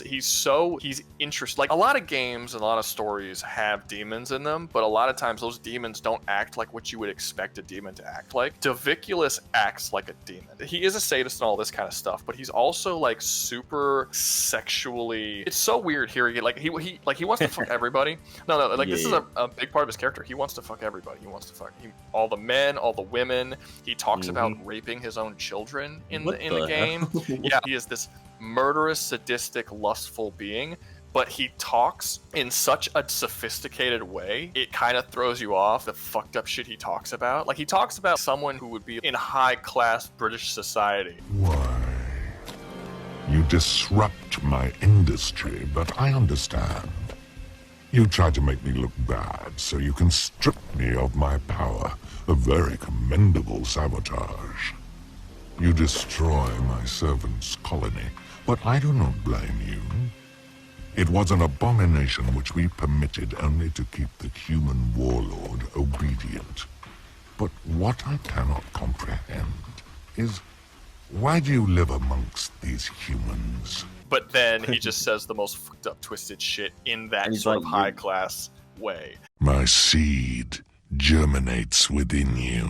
Yeah, and he's very interesting. In terms of his powers, he has like a lot. So in the Age of Metal in this land, again, I'm not remember if the land that they're in actually has a name or not, but they say it's the Age of Metal, so I'm just gonna keep calling it that. In the Age of Metal, it is a place where music has power. So if you can play music and if you can play metal, it actually allows you to essentially wield magic. So like all the sorcerers are people who know music, essentially. Doviculus has this 6-legged guitar that pops out of his chest, and he plays it, and as he plays it, he can do things from summoning lightning to cause spontaneous explosions, to cause earthquakes. He can also summon demons from hell to fight by his side. He can alter the weather, and the entire sky turns red, and under that sky, him and his entire army gets massive strength boosts from just being under the sky. He can summon a giant Iron Maiden that flies out of the sky and smashes on the ground, killing everything in the vicinity, and then the Iron Maiden opens and it releases this giant mutated monstrosity that's covered in mouths and eyeballs that fights for him. He has power over chains, which is a very specific power, but like anytime he's around chains, he's shown being able to telekinetically control the chains and move the chains around, but it seems to only be chains that he can do this, like some sort of weird master of chains ability, which is kind of cool. The reason why Doviculus is so powerful is because he got his powers from the Titans, which were these massive beings that existed before time, and they said that even before he did that, he was the most skilled fighter and most powerful sorcerer in the land, and then he got this Titan power that made him even more powerful. So he is a skilled fighter, so I don't think it's going to be an immediate thing where the moment Khazan shows up, he's just going to completely wipe the floor with Doviculus. I don't think it's really going to be that way, but basically the thing that makes him, oh, also this is a big one, and I think this is like a really big one actually for Khazan. Doviculus can fly. He grows wings and flies, and if you've played the game, you know that anyone who could fly, it kind of fucks you over as Khazan. Because the dude only has like short range attacks other than his javelin, which is very limited. Yeah, that is gonna be like crazy. Yeah, so the dude can like fly around and summon enemies to fight on his behalf, and he's in control of this whole faction. He could summon a chariot. I believe it's called the Chariot, which is a car that he rides on the back of, and he drives around in this car, and he can go, 80, 90 miles an hour in this car, going around, running people over and shooting people from it and stuff like that. So yeah, Doviculus is interesting. I don't think there's any question that he's going to piss off Khazan very quickly, because Khazan will definitely want to kill this dude. So I guess, how do you think Khazan would do against Doviculus? No, I do want to know, how was he defeated in the game? Eddie Riggs beat him in a fight. Yeah, because Eddie Riggs has the power from his dad, his dad was a demon and his mom was a human. So Eddie Riggs also has a lot of the powers that Doviculus has. But basically throughout the entire game, Eddie Riggs is acquiring new, like in the game when you acquire a new magic ability, you're actually acquiring solos. Eddie Riggs plays his guitar, and when he plays certain solos, it does certain spells. So like Eddie Riggs can play a I totally forgot about this. Doviculus has Chains of Hell. I totally forgot about this. So he does this solo called Chains of Hell, and he plays his guitar, and then when he plays it, chains pop out of hell and grab the person who he's fighting against and hold them down against the ground completely helpless. It doesn't pull them to hell like the Chains of Charon do, but he can summon Chains of Hell from anywhere. They don't have to be there, and they come up from hell, grab you, and pull you down. So technically he kind of has a similar power to the Chains of Charon, technically. Eddie Riggs could basically do the same thing. Not that ability, but he has his own swath of abilities. Like, they have different powers and different magical abilities, but they both can do the same thing where they play guitar, and based on the guitar solos they play, they can do different magical abilities.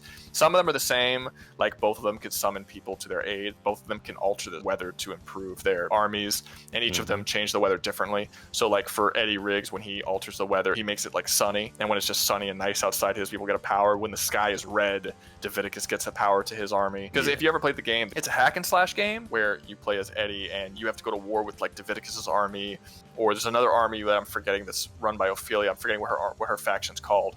But you go to war with them, and it basically turns into an RTS, real-time strategy. If you know what RTS is, you could be on the ground and fight with your axe and your guitar, and like it turns into a hack and slash. And then you click a button, he jumps up into the air and he starts flying, and then you could fly around the entire battlefield, controlling units to go. So it's like an RTS slash hack and slash at the same time. That's pretty cool. During these sections. Yeah, it's a really cool game. I'm super bummed out that it sold so poorly and they never made a second, because I actually think it's the best game Double Fine has ever made. I think it's better than Psychonauts, and Psychonauts is a really good game. You know what's crazy? Now that I'm looking at it, I do have the game. It's just that I never played it. Play it. It's solid. Now, you won't be able to play online because you're not going to find anyone online, but if you play through the story mode, it's really good. I think a lot of people didn't buy the game because they thought that they had to have a love of metal music in order to enjoy the game. It helps to have a love of metal music, but the game is a solid RTS hack and slash. It's extremely funny. It's a very, very funny game. You're gonna laugh. With it and all that stuff. I was like, this game was ahead of its well. It's so good. It's so good. And it doesn't care about any of the modern sensitivities that people have about certain things. So like it makes like really funny and inappropriate jokes all the time. Yeah. It's funny without taking away from the emotional moments and the character beats of the story as well. Yeah, it's very well written. So yeah, I think if you have it, it would be a waste not to play it. Even if you don't like it, it's still something that I don't think you'll regret playing it. And if you like metal music, it's a bonus. If you like metal music, it has one of the best soundtracks a game has. They have such music and stuff. Yeah, like it's good. It's definitely worth playing. But to get back to the actual thing, and when you do play it, let me know what you think. Yeah, definitely. But I think Doviculus is very interesting. Now, same thing. I don't think Doviculus has a way of killing Khazan, and if you kill Doviculus, he dies. So that's kind of the problem. I do think Khazan's gonna have a hard time fighting through the very large army that Doviculus has, but I do think this is destined for Khazan to win, simply because I don't think Doviculus has a way of Khazan's gonna win. Now that you mentioned that he's not immortal, and he's decently powerful too, so he's not like a weak guy that only relies on his army. So Khazan's definitely gonna have a somewhat hard time going through all that army first, and then fighting him again. I think he's gonna have somewhat of a challenging time, if you know what I mean, where I don't think Khazan is gonna get outclassed or anything, but I do think he's gonna get annoyed. Remember, he can fly, the dude can fly or whatever, so honestly I think that's going to be the biggest issue. Like, take all those other powers off the table. The fact that Doviculus can fly and the fact that Doviculus has a healing factor is going to be probably the most annoying things. That's true. So despite that, I do think this is a battle of endurance, and I do think that eventually, when Eddie killed him, right, did he kill him in the traditional way, like he just beat him up to death and that was it, or did he destroy his soul or something? Not enough.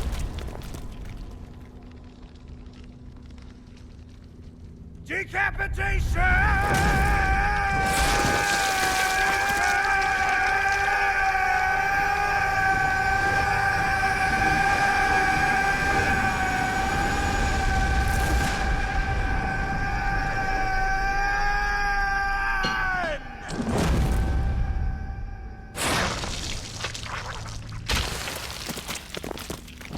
It's a very iconic scene for people who've played the game. Yeah, he just cuts his head off. Now, Doviculus can survive more than most people. One of his abilities, he rips his heart out, and he uses his heart as a pick to strum his guitar to play his magic. So we know that he can survive more than what a normal person should be able to survive. And he's actually said at one point, when you're playing the multiplayer game, sometimes the generals will talk to each other, and there is a part where they say like, oh, you ripped your heart out or whatever. I don't remember what they say to him, but he replies by saying, oh, this isn't my heart, which means that he either doesn't have a heart or his heart is not in his body, it's somewhere else, and the heart that's in his body is someone else's heart.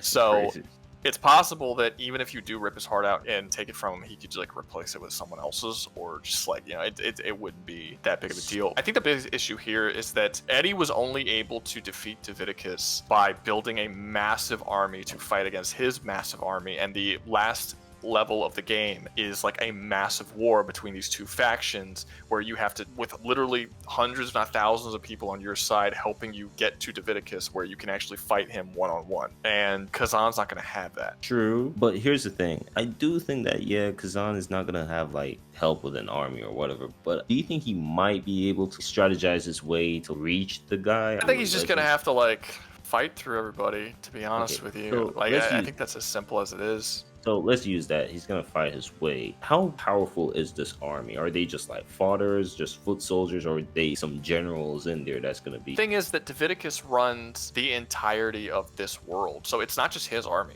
He actually has other armies. There are other leaders of those armies that are under him with their own armies. He's basically subjugated the entire land. Other than the fucking giant tainted thing that he summons out of the Iron Maiden that would definitely be a boss fight in a Khazan game. Like I said, it's like a 25, 30 foot tall monster covered in eyes and mouths, and it's just rampages, and we'll just keep like that. Like if he could summon that at any time he wants, like on the spot, and Khazan will basically have to fight. Now he's fighting two bosses at the same time, basically. Yeah. And then he could summon the tick choppers, which are a bunch of demons riding motorcycles that ride around and like send fire attacks at people, which I don't think Khazan has any way to properly fight against them, because I don't think he has any good long-range weapons to fight against a small army of motorcycle riding demons. So there are things that are going to be issues for Khazan, but I don't necessarily think that it's physical issues. I don't think they're things that he can't actually physically fight. They're going to be like limitations in his arsenal. So here's the thing with Khazan. It's obviously going to take him a long time to get through like this dude's army, but considering the fact that he's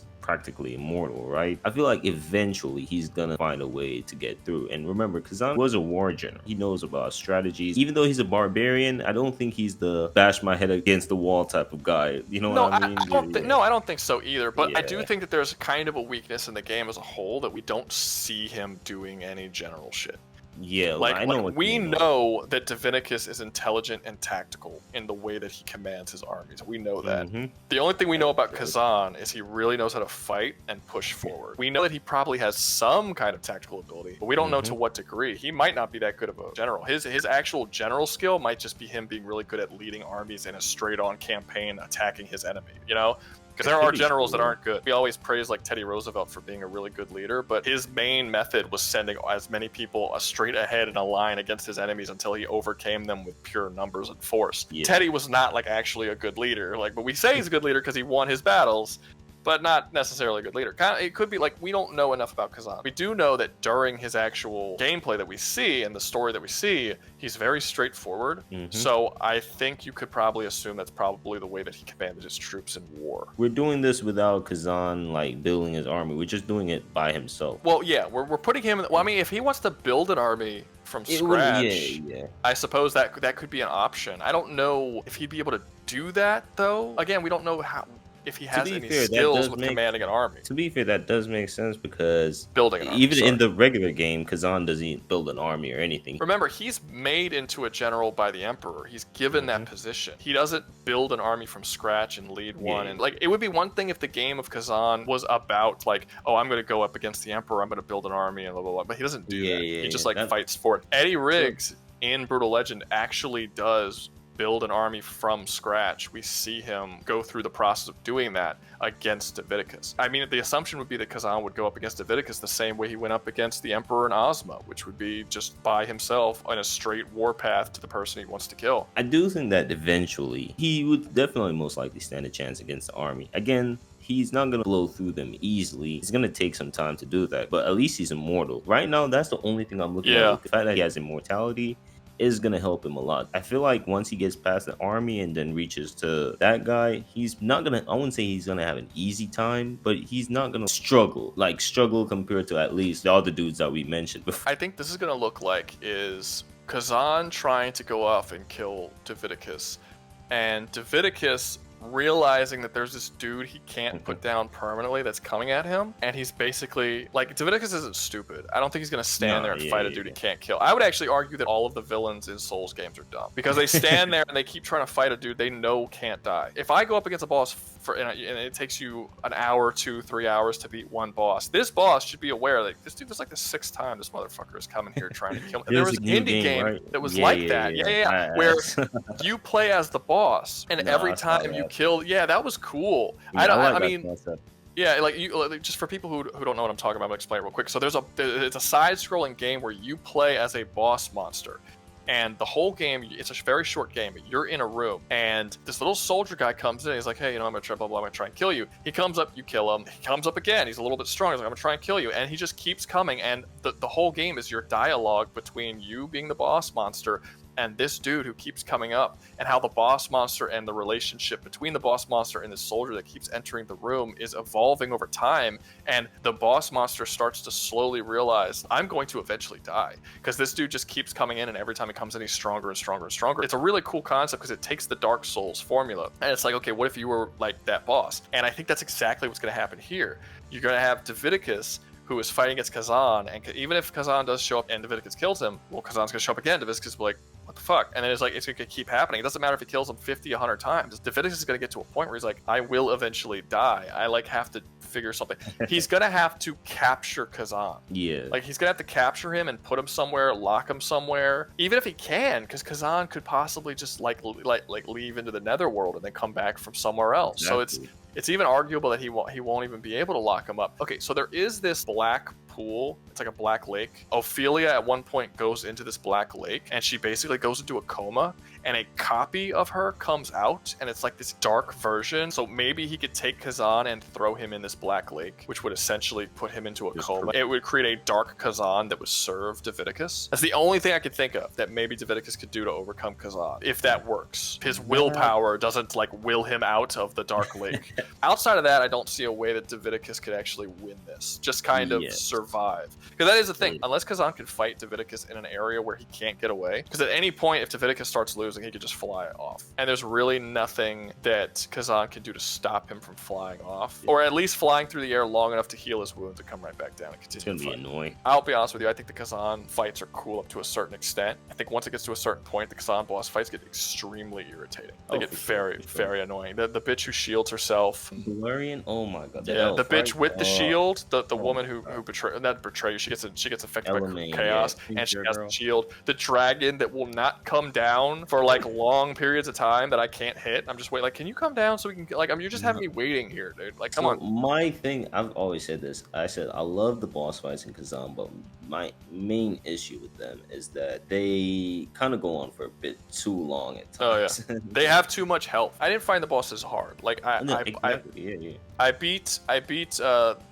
Yeti boss. I beat Viper. I beat the Yak thing, and I was fighting the Yak thing. And this was after we planned on doing this video. I was fighting the Volca something. I forget what it was called. It was the dude who lights the ground on fire. I was fighting him, and it only took me, I think, 3 tries to beat him, 2, something like that. It didn't take me too many tries, but after I beat him, I looked at the clock and I was like, it took me 50 minutes to fight this dude twice. Just so I could finish the game in time for this video, I dropped the difficulty down, not because the game was hard or because I was struggling, but because it was just taking way too long to get through the boss fights, and I had to finish it before this video. And it was just like, Jesus Christ, dude, it's taking me forever. And then by the time I got to Elamane and characters like that, who literally their whole point is just to prolong the fight, I was like, dude, if I didn't put it on easy, this shit would take me 2-3 hours by just this individual boss fight, just because of how much health they have and how the game is like making it just more like harder to like hit them. It's annoying. Normal, so I played through normal difficulty all the way through, and trust me, the bosses, they especially the mage type bosses, oh my gosh, I feel like none of them annoyed me as much as Balarian, the elf girl with the bubble shield. She was the most annoying piece of shit. I feel like I ruined the game for myself when I dropped it down to easy, because I never do that. I always play on hard. Not usually the hardest difficulty, but I usually play my games on hard. Like I beat God of War on Gimme God of War. I beat the original God of Wars on Titan. If they have a hard difficulty or a very hard difficulty, that's usually what I play on. So I felt really weird putting it down to easy because I actually didn't find the game that hard. Like I actually posted on my channel the first hour and a half of me playing the game. I beat the Yeti in like 2 tries, and I was going through, and I was like, this is not very difficult. Like, when's the difficulty gonna raise up? And I felt that way all the way through. It's just the length of time it took to fight all the bosses that was taking forever. I was like, you guys have way too much health. Way too much health. Yeah, but anyway. Back to Doviculus. Going on a fucking tangent. Yeah, we're all, The thing is I feel like it's inevitable. If you take any amount of time and you stretch it out to infinite, whatever the possibility is, the possibility will happen, right? Trying to say that in a less confusing way. If Khazan can't die and Doviculus can die, and you give Khazan an infinite amount of time to kill Doviculus, it's only a matter of time before he does it, even if it's by accident or by luck. Exactly. He will do it eventually if given enough time. That's how I saw it too. Is like the odds are more in Khazan's favor, except when it comes on to, again, the army and stuff. But in terms of not dying, Khazan, I feel like he will have this in the bag. For sure. Yeah, like I said, literally the only thing I could see him doing is possibly throwing him in the Black Lake. But then he would still have to overcome Khazan, capture him, and then transport him to the Black Lake to actually finish him off. Exactly. Or at least like trick him into going to the Black Lake willingly and then like kicking him in or something. But outside of that, I don't see a way that he's winning. I think it's more likely that Khazan will win than Doviculus will win. But I do think there are certain things that are really cool. I don't think Chains of Charon will actually work on Doviculus because he has power over chains. Yeah. Oh, that would be interesting. Imagine Doviculus and Khazan are fighting, and Doviculus like flies in the air or whatever, and Khazan's fighting a whole army and he can't get his hands, so he's like, okay, we're gonna use the Chains of Charon, and then Doviculus turns the chains on Khazan. That is an interesting possibility. I'm not sure. He has power over chains. Ooh, yeah. Like specifically chains. The second he brought up that in the beginning, I was like, hold up, let's automatically take out the Chains of Charon. Sure, he can do that against Khazan, but it's not gonna kill Khazan for sure. Again, he can always come back. Know that, okay, don't use the chain next time. For sure, I feel like. Oh no, if he uses the chains on Doviculus and he turns the chains on him, he will then chain him into the underworld, basically. The only way he would be able to get out of the chains is if Charon came in and released him, which I guess you can argue he would. Wait, so you're saying if who got caught in the chains? If Khazan. If Doviculus turns the chains on Khazan, he would be chained in the underworld the same way that anyone else who gets the chains would be. The only thing that would be able to release him is Charon himself, which I guess you can argue he would do that to release him. Well, no, not necessarily. Charon would only release him if he was helping fight against the chaos. But if he's in this world, Charon doesn't care about Doviculus. Yeah, that does make sense. I was gonna say maybe like it was like a little side quest or something, but no, he could use that as an excuse, like, hey, I'm just on a little side quest, blah blah blah. I'm still gonna do your bidding. I need to get rid of this. Yeah, but that would also, I don't know how fair that is that we're giving him access to outside sources. That's why I'm like, maybe it wouldn't work like that. So I would say that Doviculus arguably has 2 win cons here. He can possibly throw him in the Black Tar, and he could possibly chain him only if Khazan uses the chains first. But they're both very situational. You have to get him to the lake, or you have to have Khazan use the chains. I feel like Khazan winning is not nearly as situational. Like, Khazan can just kill. It's gonna be difficult, but he could just kill him. I still see Khazan winning. Yeah, I do too. I think there's a better chance of him winning than not winning. I think it's like probably, I don't know, 85% chance Khazan wins, 15% chance Doviculus wins. I think Doviculus is gonna kill him a lot, but I don't think that he's not gonna be able to put him down permanently. Unless, well, okay, do we know 100% if Khazan is trapped in a particular area that the Blade Phantom can transport him to the Netherworld? Because he can only transport to the Netherworld through certain points. I don't even think there's an item in the game where like you can instantly teleport to the nearest, rift to the Netherworld. Like, that doesn't exist. You have to actually run to it. And it's actually possible that if they do capture him, like if he chains him up and then like throws him in a cell somewhere, or like traps him in some kind of massive prison or whatever, that's it. Like, he can't escape, and the Blade Phantom can't get him out of it. If we're going based off that, that does change up a lot of things. Yeah, because that would probably change for a couple of the topics that we had earlier. There's a couple of different ways that these can be interpreted. I'm not entirely clear of what the rifts are. Why are there rifts scattered all over this world? Are those just pre-existing points that are just always there, but only Khazan can see them? Or are those things that specifically the Blade Phantom is putting there as you go through your quest, and he's just putting these little checkpoints where you need them to leave? Sometimes Like, can he I'm summon those in your cell if you're imprisoned? And then sometimes I'm like, is it, you know, just gameplay mechanics? Well, also, here's another thing. I didn't really think about this, but if you want to think a little bit more creatively and outside the box, let's say that he does like chain him up in some big prison tower somewhere. The Blade Phantom can leave Khazan's body, stab a sword through Khazan's chest, killing him, and then he'll instantly teleport to the nearest netherworld rift. Problem solved. So it's fine. Yeah, overall, I think I'm gonna stick by what I said before, where it's like an 85% chance Khazan's gonna win this. Yeah, that was gonna like go crazy. Like, nah. So yeah, let's just stick with that. Like, Khazan wins. Definitely not gonna win that easily at first, but he's gonna win eventually. So yeah, I think we're gonna call that it for today. If you want to come back, Arcade, you can, because we have more characters on this list. So yeah, you can come on back and we can finish the list, or even add new people to the list. Maybe we could do something other than evil emperors. We could do something other than Khazan. You know, it doesn't matter to me. But yeah, just tell the people, you know, again, who you are. Yeah, so once again, my name is ARKADE K17 on YouTube. You know, I make Soulsborne content. I use ranking big titties and stuff like that. I stopped doing stuff like that, but I make Soulsborne lore videos as well. Once again, man, thank you for having me on your channel. It was a pleasure. But that's gonna be all for me. Hope you enjoyed the video. Make sure to like, subscribe, comment, share, and join the membership. Remember, join the membership, you'll get videos early. And always remember, y'all stay safe out there, you hear?